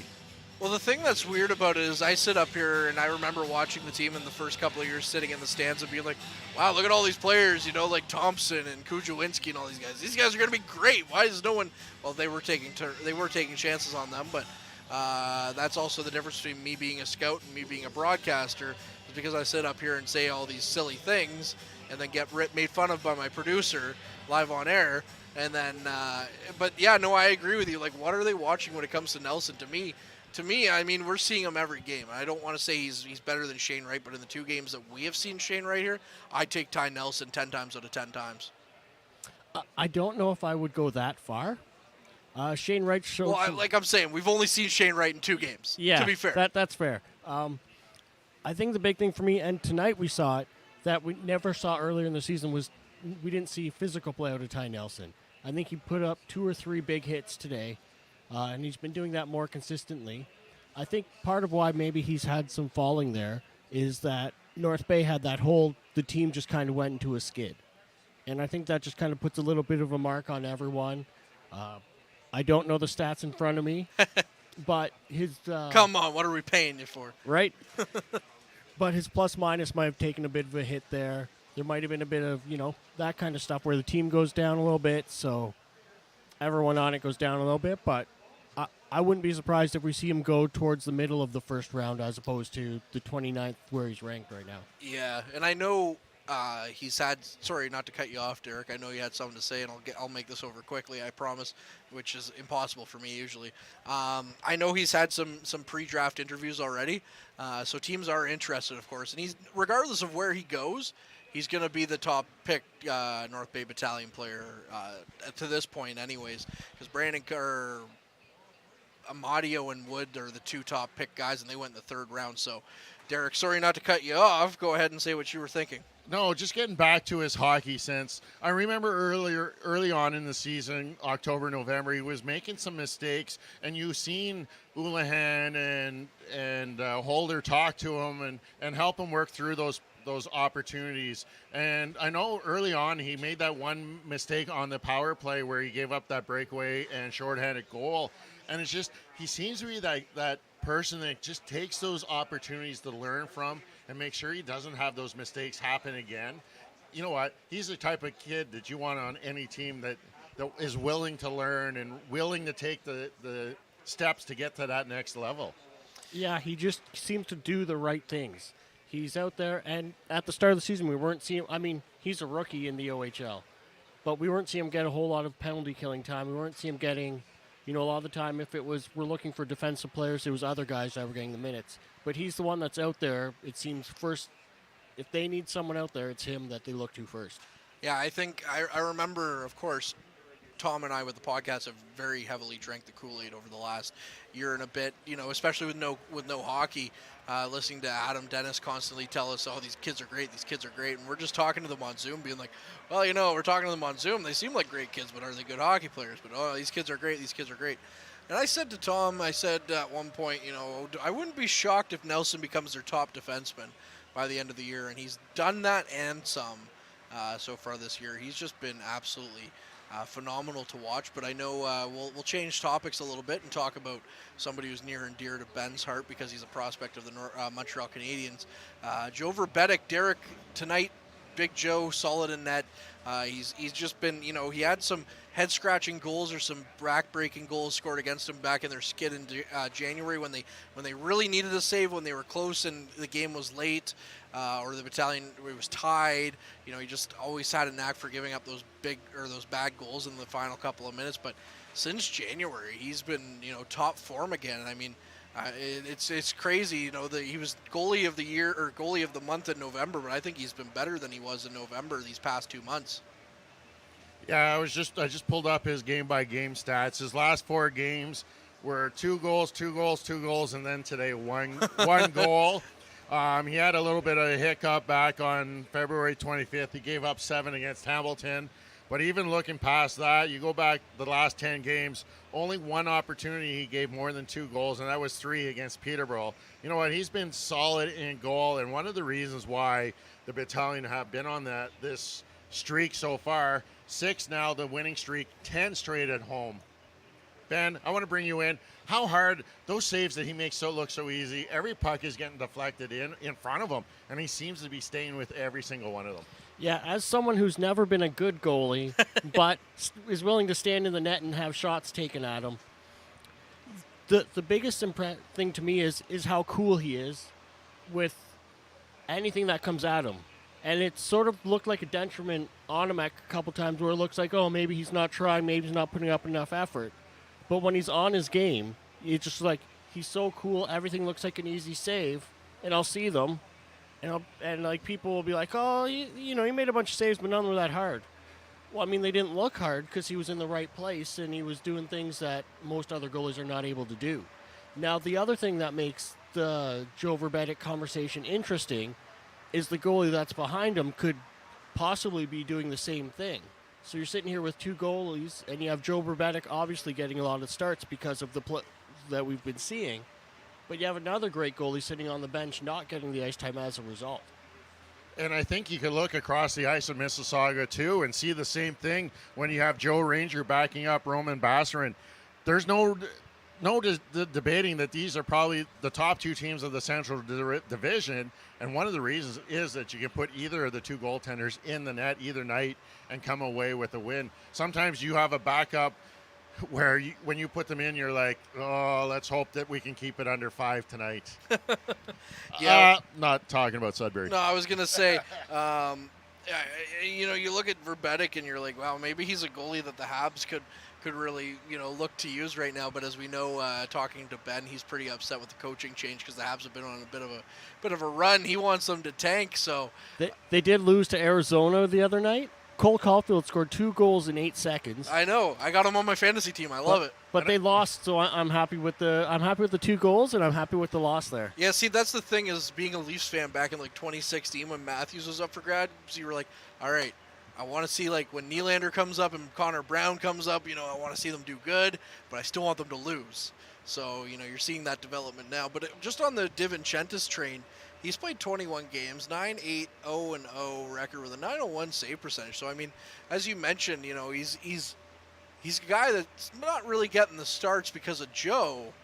But we know that if Joe moves on to greener pastures or maybe redder pastures next season, we're going to be in good hands with Dom and net there, guys.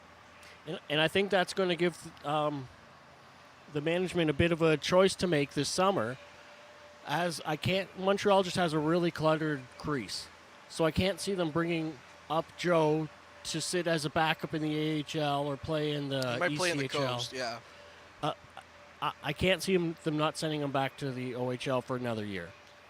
And when you look at Dom's stats, you got to think the rough start he had. He played great in some of those opening games in which he lost. He just wasn't getting the goal support that Joe Verbetic was getting. He gave up 4 goals, 2 goals, and then we'll overlook the 8, but then 3 goals. And you're losing those games because your team isn't putting up the same amount of numbers that they normally would when Joe was in nets. Yeah, it was kind of like I mentioned, calling him Doc DeVincentis because Roy Halladay, one of the best pitchers in baseball, but he never got any run support from the Blue Jays, so it was kind of tough. But he's played well, and that's the thing is he's the younger goalie between him and Joe. He's proven he's more than capable at this point in the season. So if you're Adam Dennis and the Habs do send him back down, do you try and dangle Joe to see what could happen, what could be out there? Or do you try and hold on to Joe and see what it kind of run with two great goalies again? Because it might hurt DeVincentis' development at the same time. It's true, but the other side is if you have a great goalie like Joe Verbetic, is he going to the big leagues? Is he coming back? Do you want him floating around in the league on another team? No, I guess not. But if it was like a season like this where you're not playing against the West, just ship him out West and you don't have to worry about it. But it won't be like that next year. I'm really hoping it's not going to be like that next year. No, but you know what? Let's, instead of putting the cart ahead of the horse, yes. The thing to think about is the playoff dilemma that you're going to have if you have two good goaltenders in Joe and Dom going into the playoffs, knowing that either guy can win you that game. I think you just go with the goaltender that's hot at the time. Well, I look back at the 2000. I think it was the 2002 or 2003 Minnesota Wild. The Wild that ended Patrick Waugh's career. And they had two great goalies going into that playoff run. They had Manny Fernandez and Dwayne Rollison. And both goalies played out of their minds for the Wild as they made it to the Western Conference Finals. So, I mean, it's not going to hurt to have two great goalies because if one kind of has a bad game, okay, you go to the next guy and you run him until, he has a bad game, and then you run the next guy type of thing. And that's what the Wild did. I mean, it was a different game way back in 2002, 2003, but it's still not a bad problem to have. That's the thing. I think it's an annoying choice that the coaches will have, but it's also a non-lose choice, I think. Yeah, I think you can win with either guy in net. Like, it's not like you have two terrible goalies. It's like, yeah, which one's going to give us a chance tonight? Yeah. It's, okay, they're both great goalies. Let's flip a coin and see who goes. Yeah, exactly. Definitely. One of these other stories that we haven't talked about, though, is the play of Kyle McDonald. 13-game point streak coming to an end. Over those 13 games from February 6th to March 13th, picking up 14 goals, 8 assists, 22 points in those 13 games. What a addition Kyle McDonald has been to this North Bay Battalion team. I remember us discussing in our group chat about him coming over, and we were like, well, that's nice that he came over, but he's what, a third or maybe a fourth line guy that'll sort of help boost up the bottom end of the team, but isn't going to do very much for us. Boy, were we wrong. Yeah, egg on all of our faces on that one. He didn't pick up a point tonight, though, did he? No, unfortunately. So it came to an end. Garbage, cut him. I know. Get rid of him. Second longest streak this year, behind only Brandon Coe, who had 14-game streak earlier in the season. Yeah, he's not too good either. Get rid of him, too. 2 points tonight for Brandon Coe. We will get to the head coach, Ryan Houlihan's post-game comments here very momentarily. Bob Cole is going down there and interviewing him. Of course, and he's also talking to Ty Nelson, which we will have on the broadcast for Sunday. But, yeah, Kyle McDonald, again, I was fortunate enough, like I mentioned, to come in and see some of the games in January when there's no fans. Kyle McDonald started off really slow. Like, he was ice cold in the first 5 games with the Battalion maybe, and then since then he's just hit the ground running. And every time he's on the ice, you think something's going to happen. And that's the thing with all 4 of these lines is every time they're all on the ice, you're like, wow, something can happen out there. So it's not a bad problem at all for the Battalion to have, and Kyle McDonald's been more than what we ever bargained for. No, and he's the reason that last penalty was called. He turned and fired a quick shot from the right-hand face-off circle. Kick save, but he chased down that rebound, and he was all alone in front of the net, forcing Evan Brand to haul him down, setting up that eventually power play goal. So he technically had his hand in it, just doesn't get a point on the board for that. Yeah, I mean, I guess we can sit here and say we'll give him the honorary point on that one, but the stat sheet says that he doesn't have it. As we're sitting here listening or seeing Mr. Chris Dawson still up in the media booth watching the hockey game. I assume the Dallas game. He's a big Stars fan. But anyways, we'll get to head coach Ryan Houlihan's post-game comments right now here on the Frontline Game Day broadcast. Okay, Ryan, You kept it exciting for the fans right to the end. A hard-fought win tonight. How do you think your team did overall? Well, I think overall, really liked the way we came out. We came out, it looked like we were ready for this game. It looked like the guys were energized. I loved our first 25 minutes. Probably, you couldn't even play better than that. And then after that, I thought we struggled at times kind of the rest of the way through. And I'd say we kind of went from an A+ for those first 25 minutes kind of to maybe a B+ the rest of the way. And when you're playing a good team, it's going to be back and forth. And then what a play at the end there. You got to trust your best players to do something special, and they pulled through again at the end. Yeah, that first power play at the end, you started with your number 2 unit, and then you had your number 1 unit on for the start of the second one. That seemed to be the key factor, right? It was, yeah. Just for that first one, they were the guys that kind of drew that penalty. They were out and looked a little bit tired. So we trust that second unit to provide a little bit momentum, and then when you get the chance at the end, your big guys got to do what they do best. Now, is there anything you saw that you're going to play them twice again, that you learned tonight that you can sort of, plan for the game in Mississauga on the 27th? Just a lot of the same. They're a really, really good, heavy forechecking team, big, strong defense, and I suspect that our game plan's not going to change a whole lot for that one, but you could just see the execution-wise, and that's the first 25 minutes. Our execution was so sharp, moving the puck fast, coming out clean, and then I thought we were a little bit hesitant sort of the rest of the way, and but hey, we'll be able to clean that a little bit and get better. Parts of the game where Joe Verbetic wasn't that busy, but other parts of the game he was really busy, and especially in the third period. Just talk about his play tonight. Another solid performance. It's kind of been the theme as of late. He's been really good, and he did his job the way he should here tonight again. And a thought of Barrie coming up on Sunday. I know the game's just over, but yeah, no, they're playing good hockey. They've recently, got an insertion of guys back in their lineup as well. They kind of went through what we went through December, January, and now they're over the kind of that hump. So they're playing good hockey, and I expect it to be another really good, hard-fought match here on Sunday. Okay, thanks, Ryan. Thanks, Bob. Thanks a lot to Ryan Houlihan and Bob Coles for that post-game interview. Well, Courtney, any final thoughts from Memorial Gardens tonight? It's kind of tough because this is an exciting hockey team. Come out and watch them for sure. Pack Memorial Gardens. Make sure that your voice is heard, and it'll be a fun time here on Sunday against the Barrie Colts, who of course are quite the rivals with the North Bay Battalion. I would almost argue they're a bigger rivalry than the Sudbury Wolves, although I still like those Sudbury Wolf games because I get up and get excited for those ones. But yes, come out to that game on Sunday. This team is very exciting.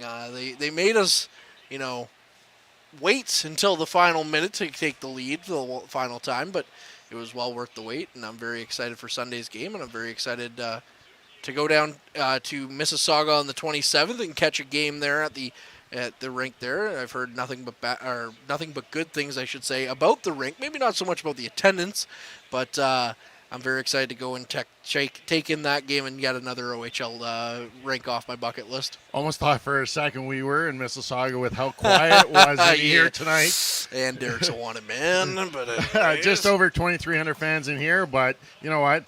It took almost 60 minutes before they erupted, and for a good cause, as Petrov scored the game winner here with 25 seconds left on the clock. Again, make the final here for Memorial Gardens. Battalion 2, Steelheads 1. For Courtney Kenny, Bob Coles, Ben Long, and myself, Derek Lindeman, thanks for tuning in to the Frontline broadcast. So long from Memorial Gardens.